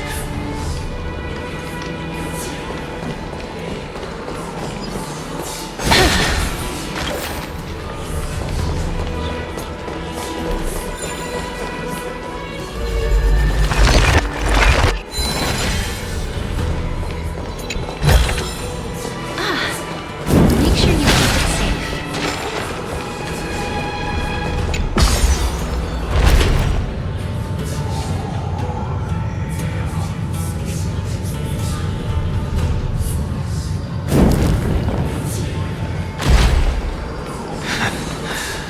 You two again.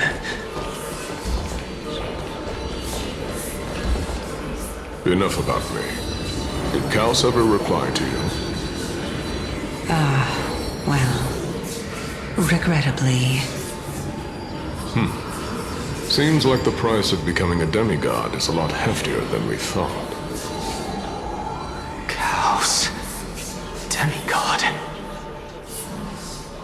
I've never heard of this person. Which Titan's authority did he inherit? Look on the bright side, Nias. Since we've come all this way, I doubt he'd snub his old friends, would he? Let's just hope we mean as much as the world to him. Hey! Are you seeing that same hallucination again? Yes. It's still you and Nias, but you're now talking about a certain Kaos. I'm guessing he's one of your companions? Kaos? This name sounds just as strange to me. Never mind. I think I know what this is about. If things are as I thought, then they aren't hallucinations, but the souls of people. What? But if those are the souls of the dead, then what am I? Beats me. For all I know, you're just an illusion I conjured up in my dying moments. Let's just keep going. As long as I take in more sights and hear more stories. Know your limits. Wander too far among the dead, and even I might not be able to save you.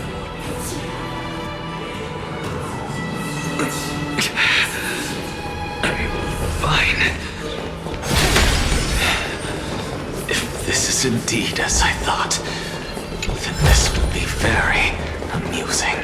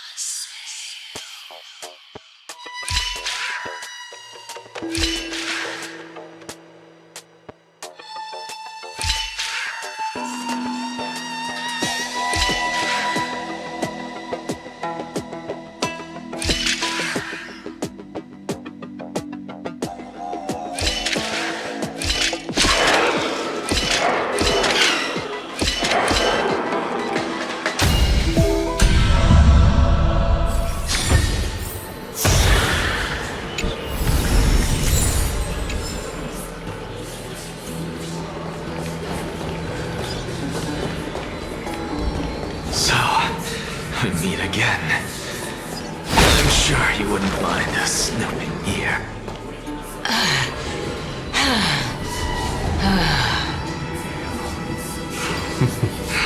Can you keep going?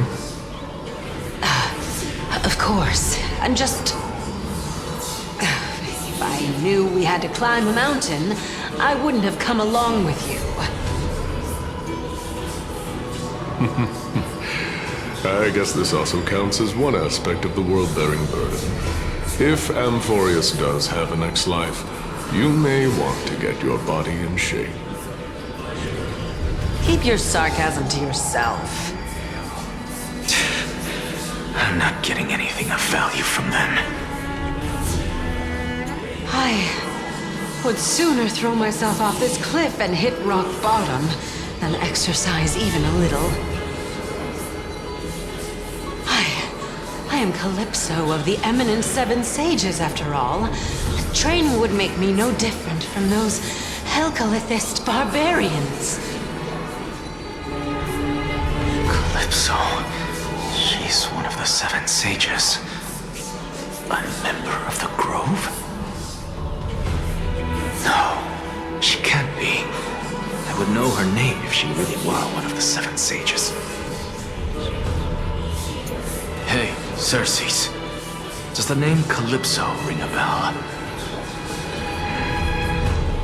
Circes? Daggone.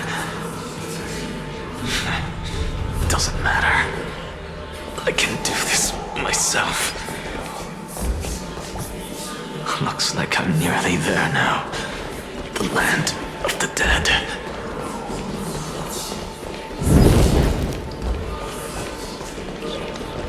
Oh, beautiful old world, where are you now? Oh, legendary era Chrysia, return to the mortal realm. Splendid gods once walked the paths we walk. Alas, all that's left of that warmth is a hazy mirage. Why are you chanting that too?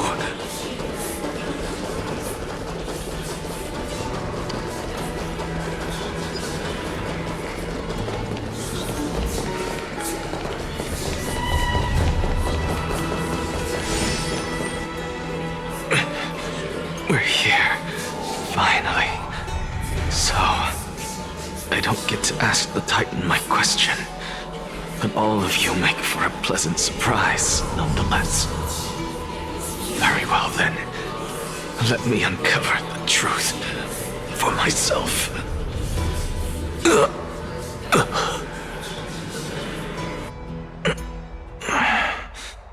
Did I still fail to make it in time? So, I'm back here again. This is... I can hear it. I hear it from the depths of the tides, behind the closed doors of the void world. A voice ready to tell me something. This time, the voice is a lot clearer than before.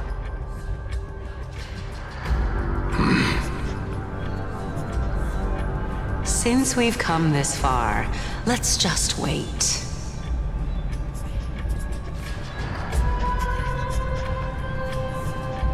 Lord Nias and Miss Calypso, are you both here to visit Chaos too? Yes, and we've been waiting for quite some time now.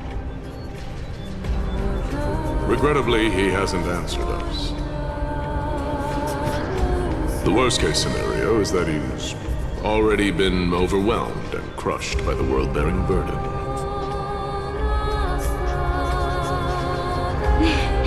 You're overthinking, Lord Nias. I can still sense Chaos' soul in the area. And besides, we both know Chaos' nature. A deliverer like him wouldn't fall so readily, much less give up on all that he holds dear. Isn't that so? Yes, I have faith in him. That reminds me. Why are you making this trip alone, Polixia? Oh, my sister needs more time to make sure the flowers are fine.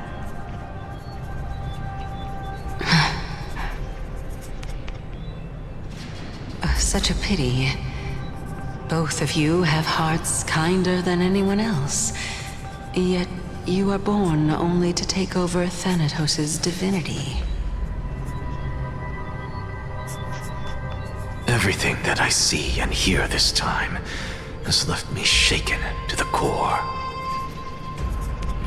What may seem like a mundane conversation is in truth a once-in-a-lifetime exchange that has revealed the ultimate answer to Circe's question. The conjecture has taken shape and must now be solidified into a theorem. Next, I only need to seek verification from Kefali. By doing so, I can answer Circe's question and reclaim my body. But no, I will not do that. That isn't important. Because another one of my conjectures, one that I have always dreamed of proving, has been proved right this very instant.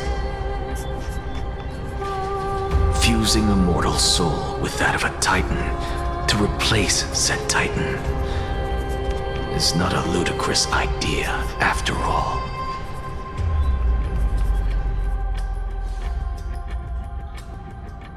What are you thinking about?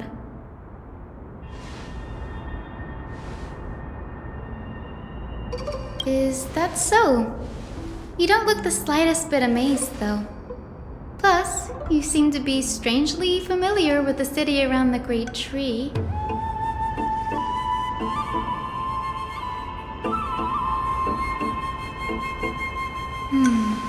Events of the past, huh? I was also a child when I looked up at Circe's. Their leaves and branches reflected the sparkling stars, and their trunk was like a pillar that supported the sky and ground.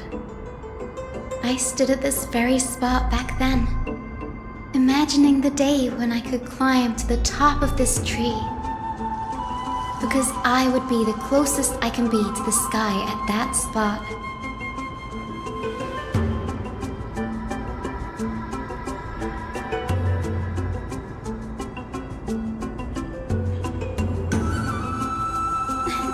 Don't read too much into it.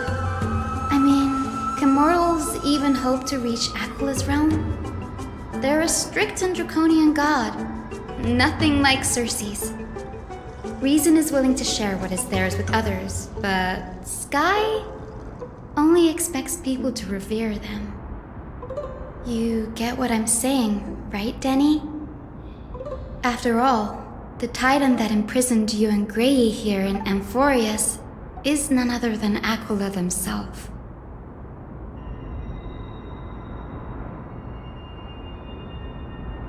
But there will always be people who dream of soaring towards the sky. The Grove has a wealth of research on Aquilah, and that is exactly what we are here for. It's just, I never thought Grey would meet with something like that before we set off. As a physician, I should have been there by his side.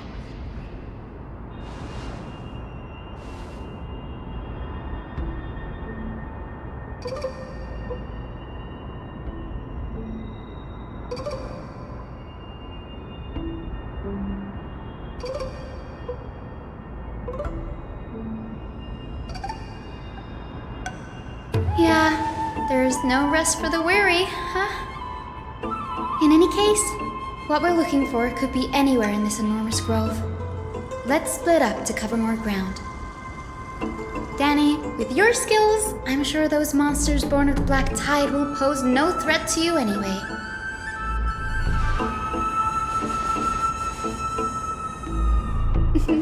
Have you forgotten that you're talking to the chief physician of the Twilight Courtyard? Have more faith in me. I'll be just fine.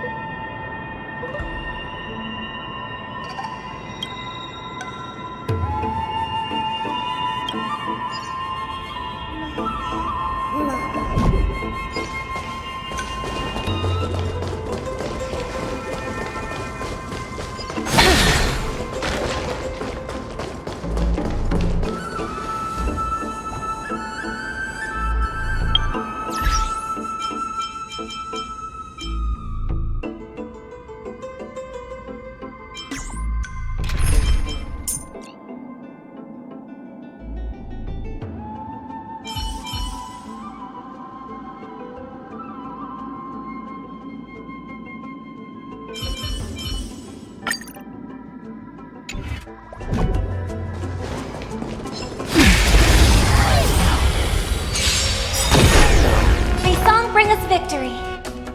Night. Stars echo.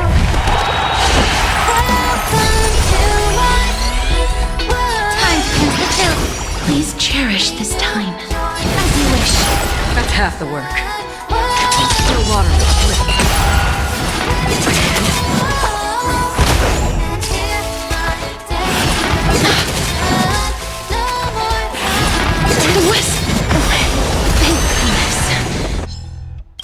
It's not time to say goodbye yet.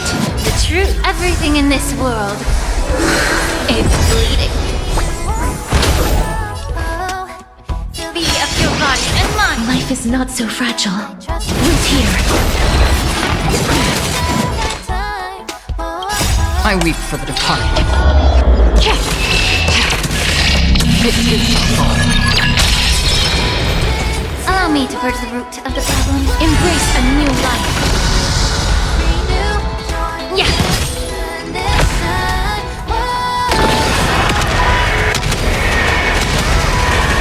May death protect us.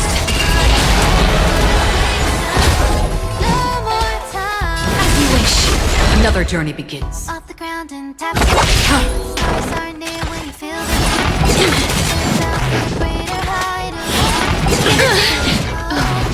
take a leap into space. Don't lose yourself in the data.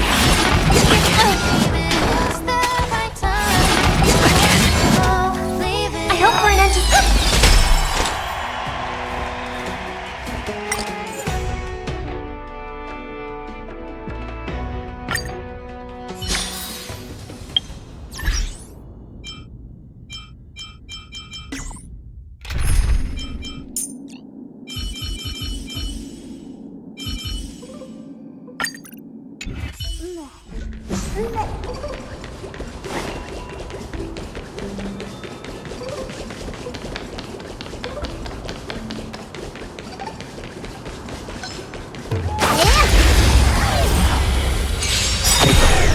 May song bring us victory. Is it coming?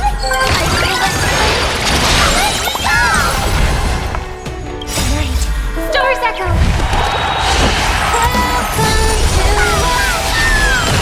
Immerse yourself in it. Underestimating us, Okasti.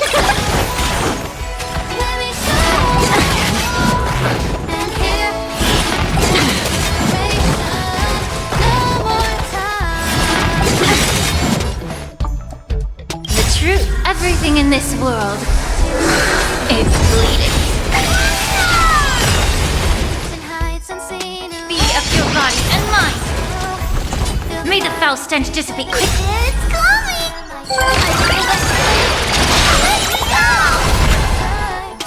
I weep for the departed.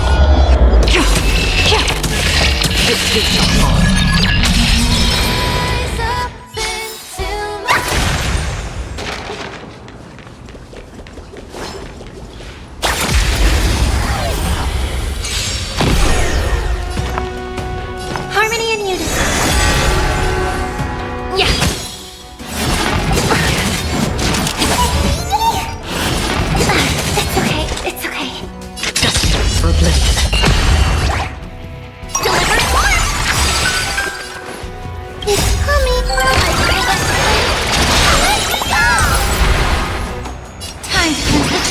Listen to the final song of life. Still water of oblivion.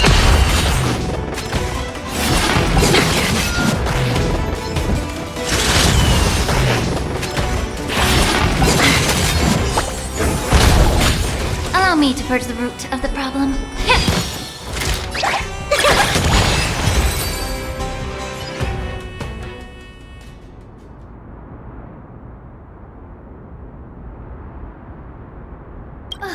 Really now? This is way more trouble than I could have asked for. Or you could sit back and watch.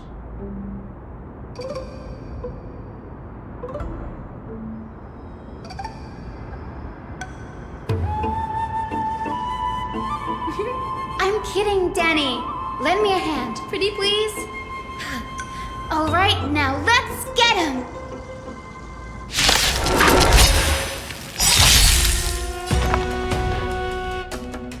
Is it coming?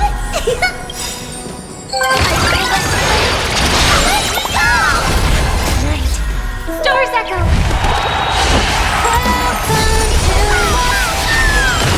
May the foul stench dissipate quick. Yeah. Another journey begins. Destined for oblivion.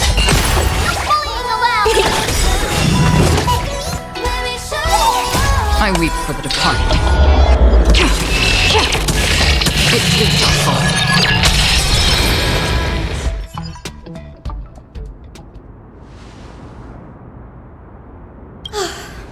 The black tide is remarkably quick to detect the light of Amphorius.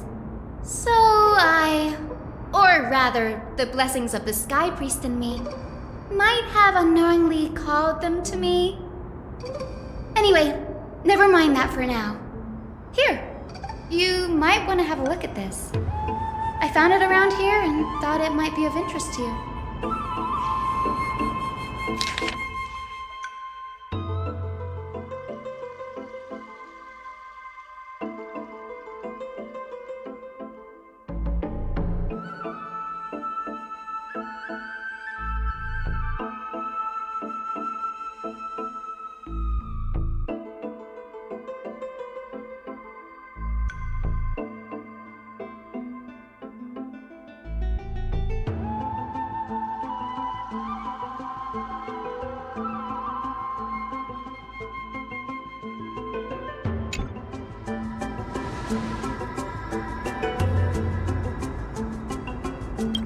This is new.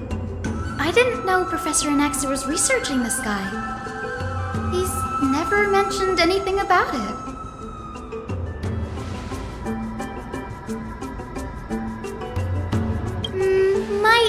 is an understatement. Anaxa has never been one to venerate the gods, nor has he ever found it within himself to put any faith in the prophecy. People have come to think of him as a heretic, even in a place as liberal as the Grove. Yet, it is also this very blasphemer that Circe's favors. Fate sure works in mysterious ways.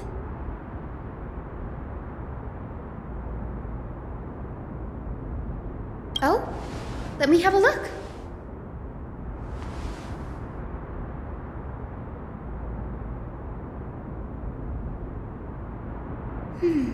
By the looks of them, these scrolls are records of two conversations that took place in the same setting, one after the other.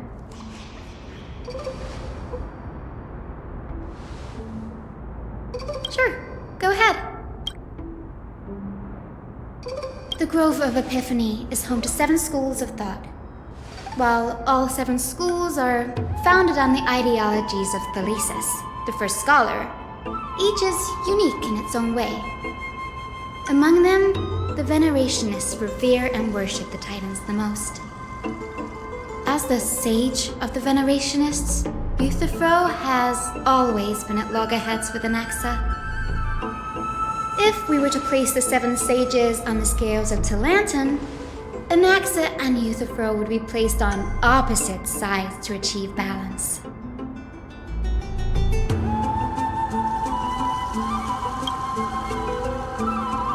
Nearly everyone in Amphorius has heard the story of the skyships by now. Aquila's stature is loftier than the heavens, and their divine retribution is merciless. That's why it's no use building giant skyfaring ships.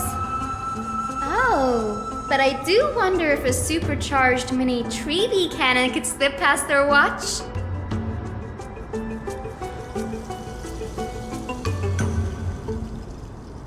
Newsporists primarily study the application of alchemy in soul repair. Everyone considers Anaxa a blasphemer, but that has never stopped him from sharing his ideas, no matter how taboo. If you must say that he's hiding something, then it's likely what lies beneath his eye patch. Anaxa often says that every failure brings us one step closer to the truth. Perhaps, to him, the crash of the skyship carries a different interpretation. The firmament is not impenetrable. On the contrary, it was precisely because the skyship represented the first step toward breaking free from the shackles of the earth that it provoked the wrath of the Sky Titan and brought divine punishment upon itself. It's a shame that the majority of the Grove's research on Aquila was headed by the Venerationists, with sacrificial rituals making up a predominant part of their findings.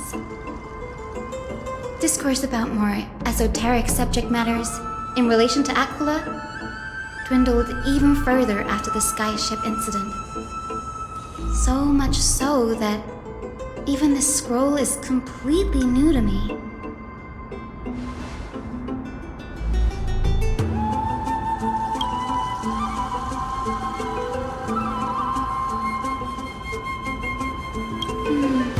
That's what I'd like to know.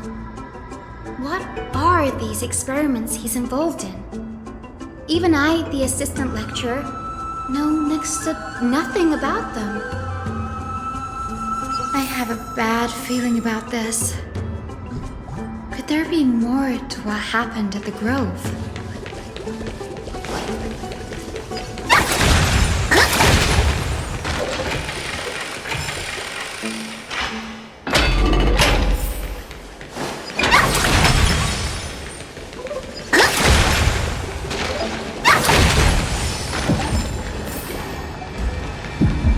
This is the Library of Philia, a place where the Grove stores its collection of tomes.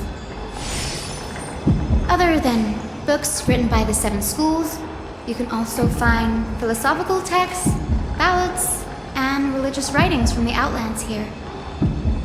Cities that desire to learn from the Grove were apparently expected to contribute knowledge of equal value to what they saw.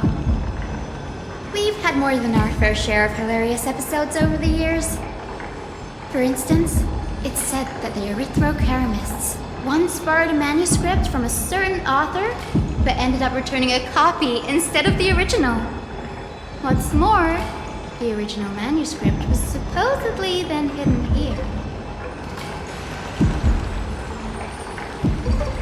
Nice? No need to hold yourself back, Danny. You can just tell it like it is. Their behavior was no different from bandits.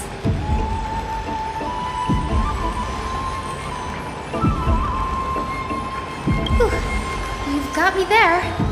Some said we couldn't even find a dictionary in Castrum Kremnos, so I guess they were spared.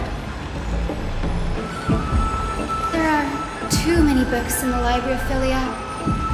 Flipping through them all will take too long.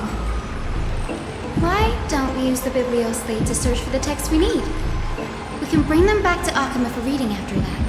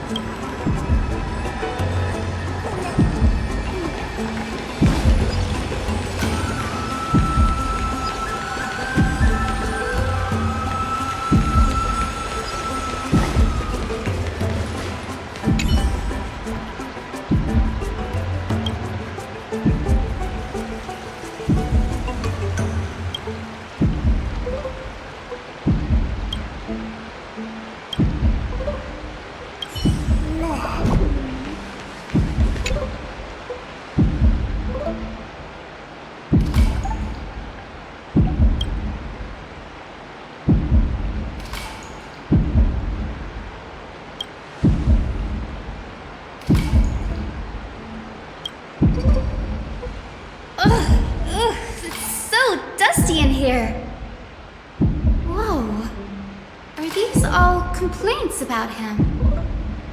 I can already see what they must have written. Anaxa has no respect for the gods. His very existence undermines order in our society. They're probably all things like that.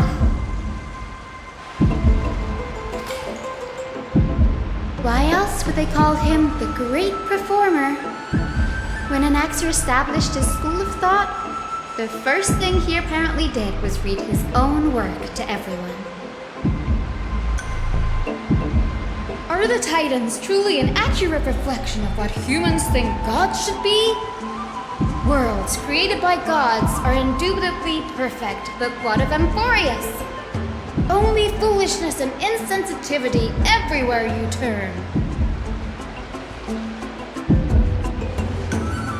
They marched him straight to the seat of judgment before he could finish. Though what he took on in the end was more of a debate than an actual trial. He had to address every one of the scholar's allegations, or face expulsion from the Grove. The first allegation was... Do you agree that since the Titans created the heavens and earth, so the mountains, rivers, and seas must likewise be their creations?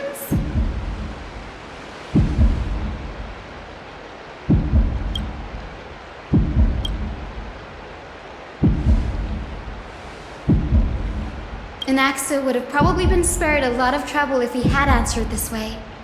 Instead, he quoted past instances of the Flame Chase journey and posited that humans have the potential to take over the divinity of Titans. Needless to say, his critics didn't take kindly to his answer, so they followed up with a second allegation. You claim to be studying souls, yet you are, in fact, defiling them and committing acts condemned by the gods. Do you admit it?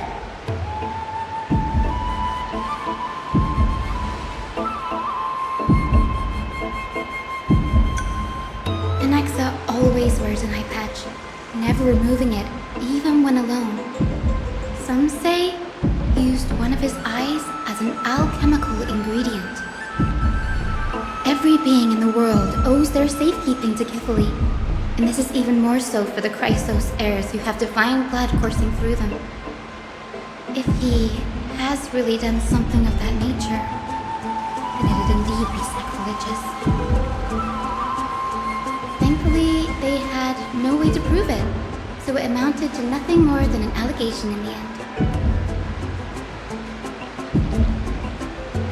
One by one, Anaxa engaged in wars of words against those who would challenge him. Toward the end, a scholar asked him, "Anaxagoras, have you any respect for the gods?" It was only after a brief silence that he answered, "I have never denied that titans are meant to be noble constructs."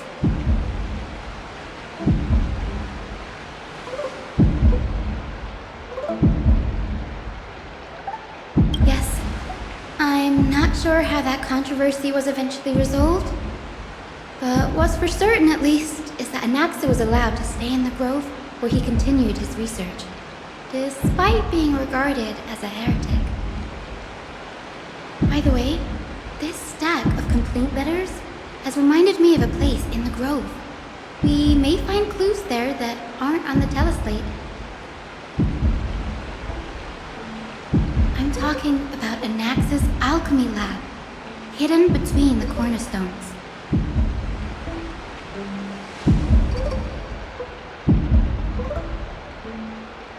It's a well-kept secret. Among the 7 sages, excluding the nominal chief sage, each has a private sanctuary where they can conduct research undisturbed in their free time.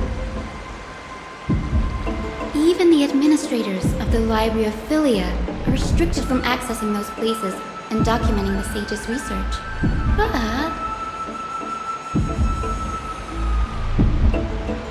with the grove in this state, I'm sure Anaxa won't be mad even if we sneak into the lab for a short while, right?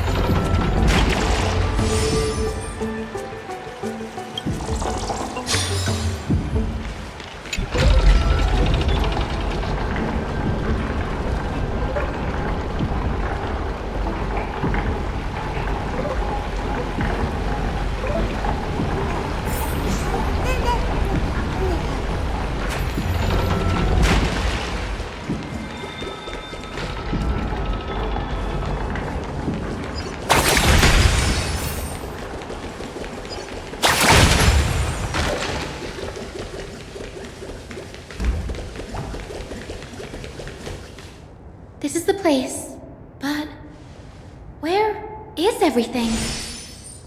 Materials for alchemical experiments, matrix diagrams, and even the seal to the lab.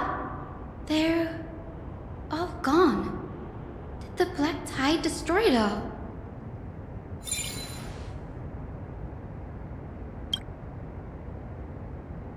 No, not even close. Not only are alchemy experiments high-risk activities, but Professor Anaxa also has a penchant for using bizarre materials. Students often saw him walk in looking right as rain, but come out covered in soot with his hair singed. Naturally, no one dared to come near this place. Huh? That bookshelf over there seems to be the only thing still intact.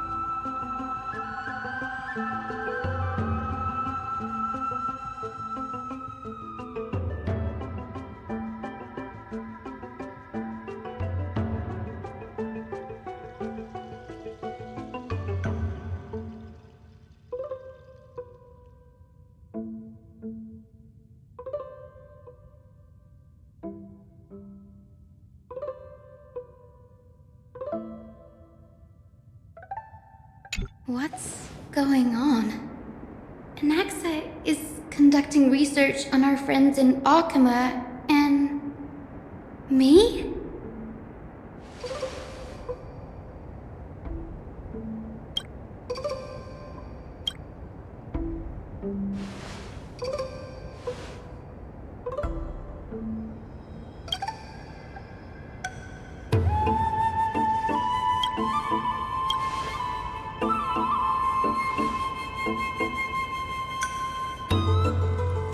It wouldn't have been so strange if he had focused only on Cassie, given her own curiosity about her origins.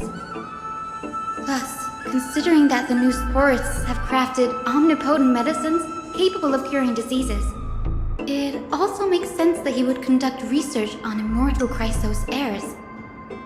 But now, it seems Anaxa's objective was never to create medicine, but to identify the origin of the golden blood and figure out its inner workings.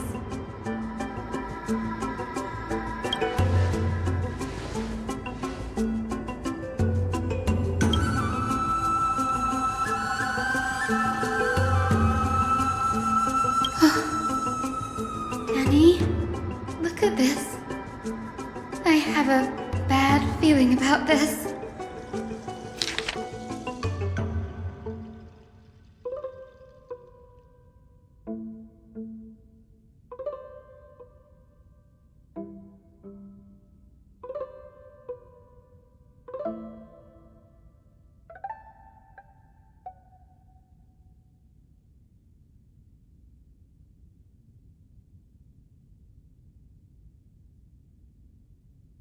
My biggest fear. It's come true. After going through his notes, I think I can piece it all together now. Anaxa was carrying out experiments on soul transmutation.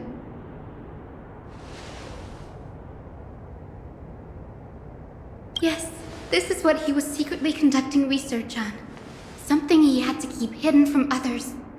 Compared to his public speeches, this is the real blasphemy.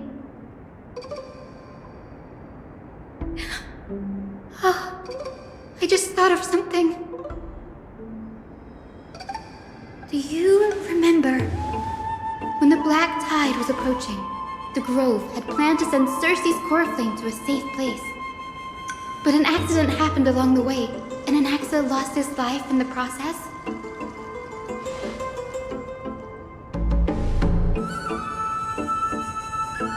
That's right. But what if Professor Anaxa's fusion with the core flame of reason wasn't an accident? Put yourself in his shoes. Knowing that the black tide was closing in and your time was running out, what would you have done?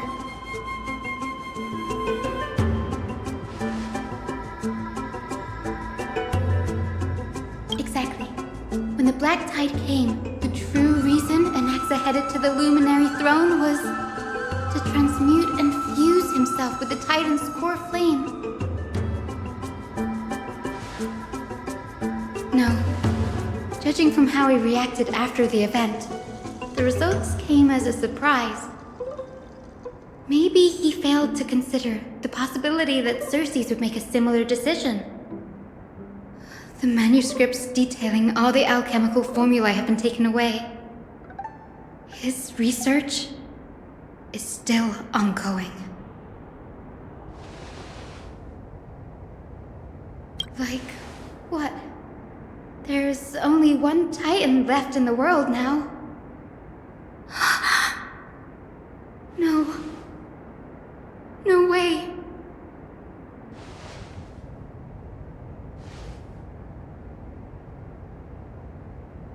He's after Kefali.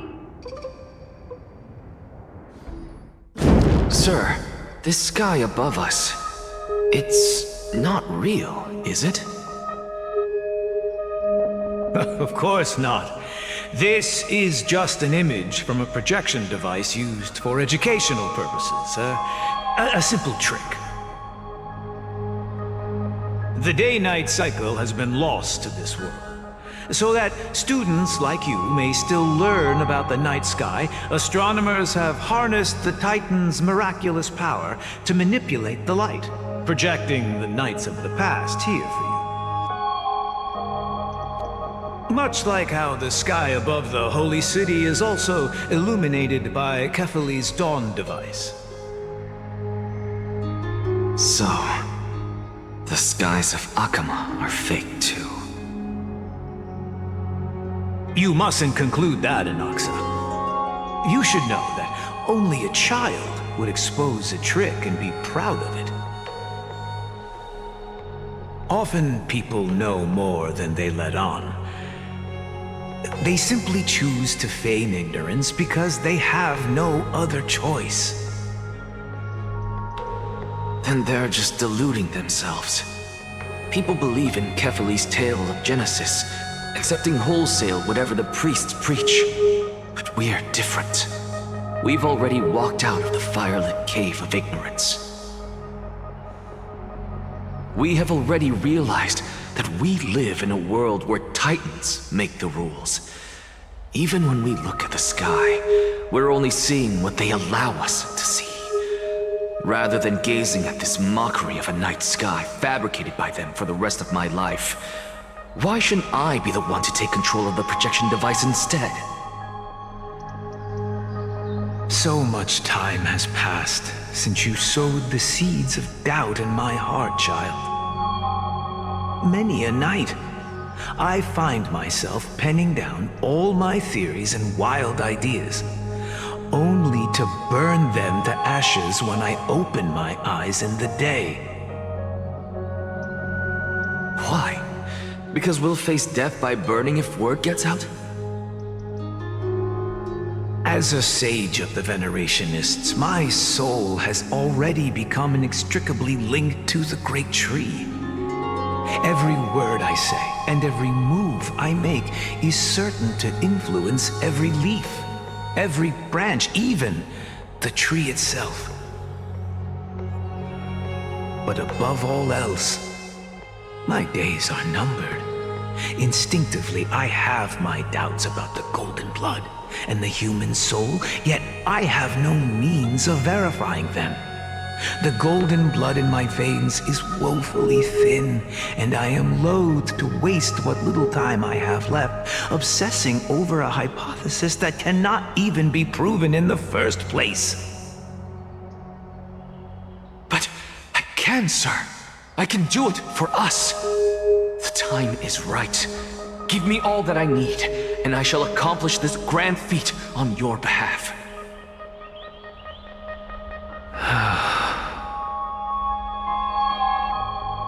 You're right. I shall do just that. In the next meeting of the sages, I will spare no efforts fighting for the rights you deserve. Go.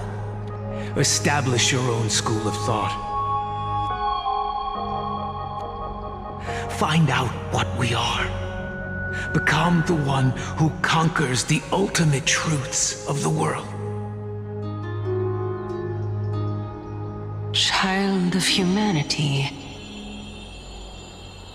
You didn't go to such lengths for an audience with Kefali. Just ask him a few questions, did you? So, you figured it out.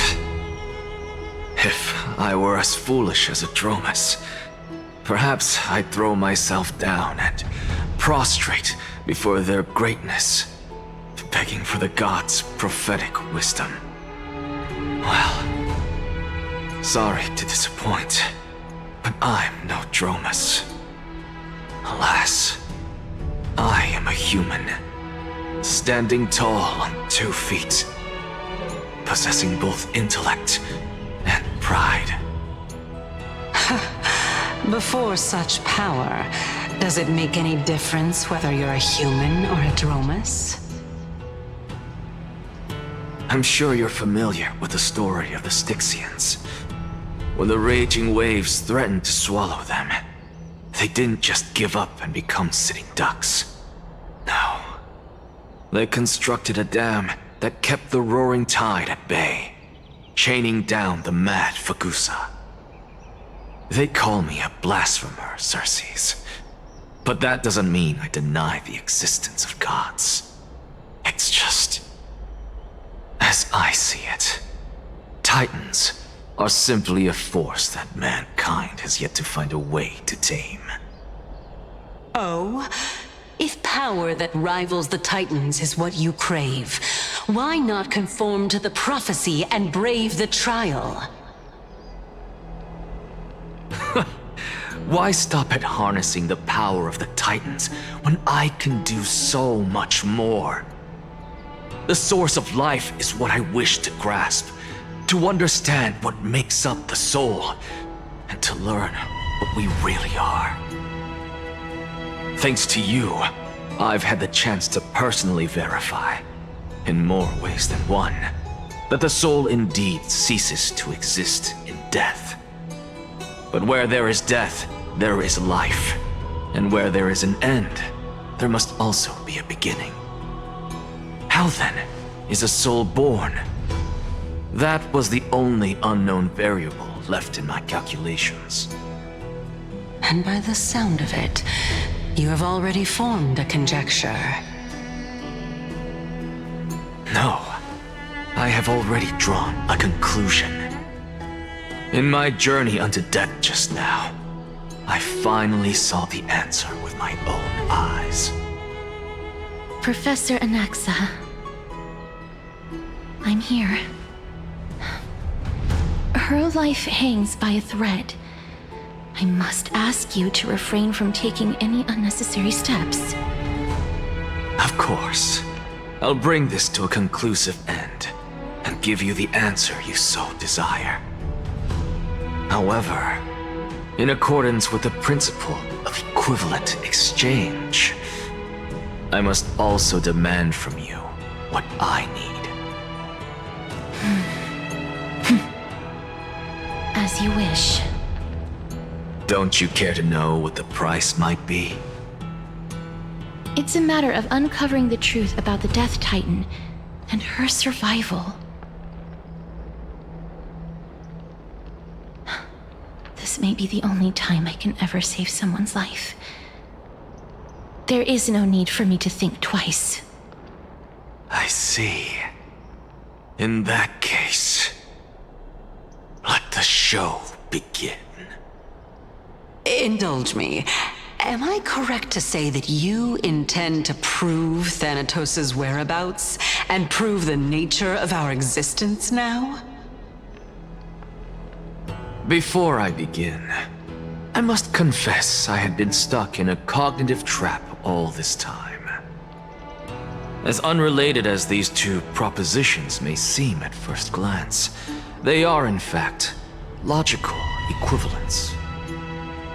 They are merely two different ways of telling us about what the soul is at its core. The reason I say this is, as I've mentioned earlier, the answer was hidden in my journey unto death. Anaxa, you were in the Netherrealm? Yes, I am but a living dead man now, but that's not important. What truly matters is, I overheard a conversation between heroes. That's not all. Remember how I said you were a part of that conversation too, Xerxes? And I've told you that I have no recollection of such an event. That was likely just an illusion conjured up by the mind of a dying man. Of course you would remember. Because that wasn't you. That was Calypso, one of the 7 sages of the Grove. Calypso? That's the name I made up on a whim when speaking to this girl. How do you know of it? And surely you jest. Don't you think I, of all people, would know if that were the name of one of the 7 sages under the shade of my tree? Don't you claim to know the Grove's past like the back of your hand? It seems you've lost even the memories seared into your soul. Use your head, Circes. Since all of this took place in the realm of the dead, it stands to reason their likenesses are of souls from the past. The living cannot step foot into that world, so who could they be? Think about Calypso. Why does she share your likeness, yet you have no idea who she is? The answer is evident, is it not? Those fallen heroes are the mortal incarnations of the Titans before their ascensions to godhood. The gods aren't master creators born out of thin air, and they are no different from humans, because they all evolved from one.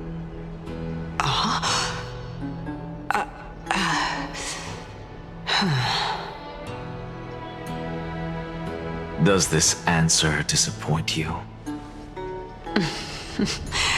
Yes, because you've answered nothing. If I truly was once human, as you claim, then where do the children of humanity come from? Even on the off chance that you speak the truth, this brings us no closer to grasping Thanatos' whereabouts.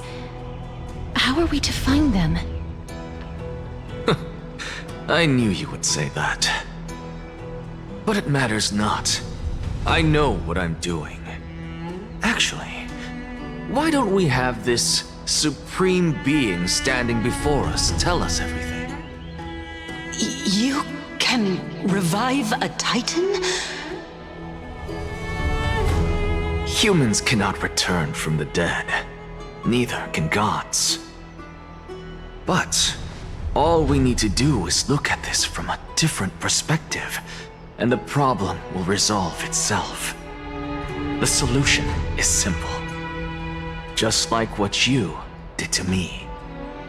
If I'm reborn as Kefali, I can rebuild the world and all within it as they once did. Simple, is it not?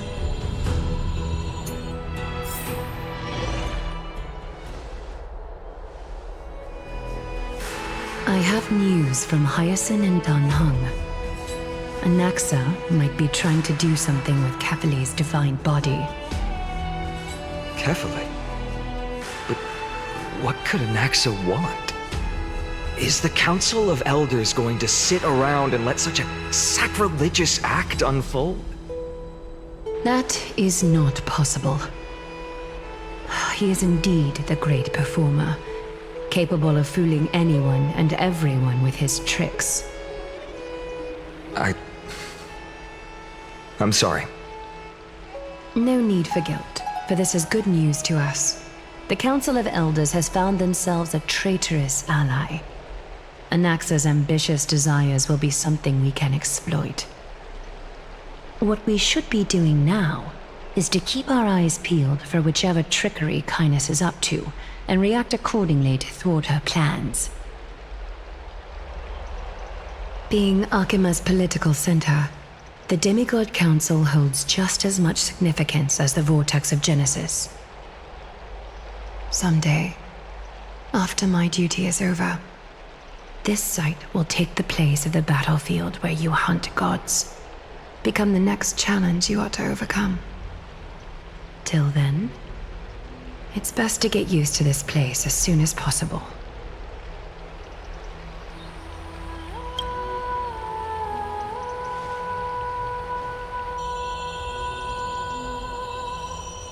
Preposterous!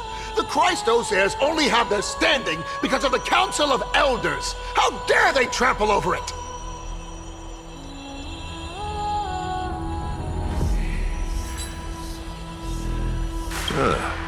It's been a while. What is that supposed to mean? Is this really the sort of person that the young lord praised as a ferocious warrior? It has indeed been some time, Lord Crateros. What brings you here in such haste? Shh! keep it down. Be more vigilant. See those duplicitous dogs over there? They do the dirty work for kindness. I've already ordered my people to hold them back, but we should still lay low. Unless you're itching for a bloody fight to get a workout in. My bad. So, did something happen? Did you hear thunderclaps last night?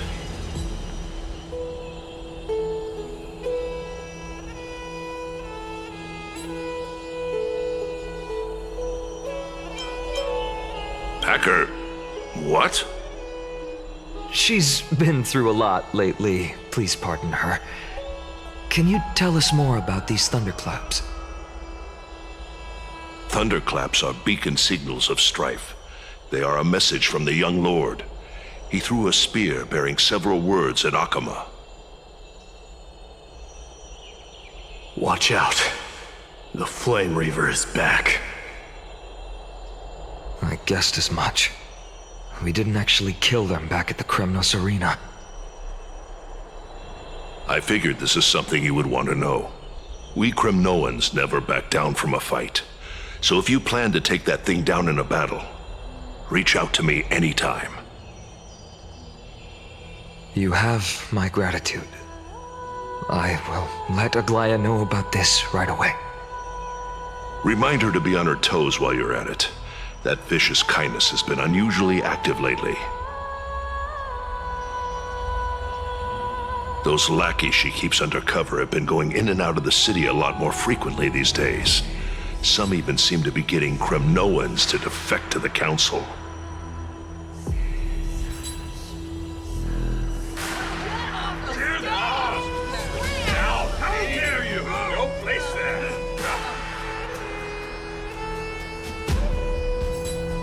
That's her. Looks like you can see it for yourself. We should get back. Thank you for the intel, Lord Crateros.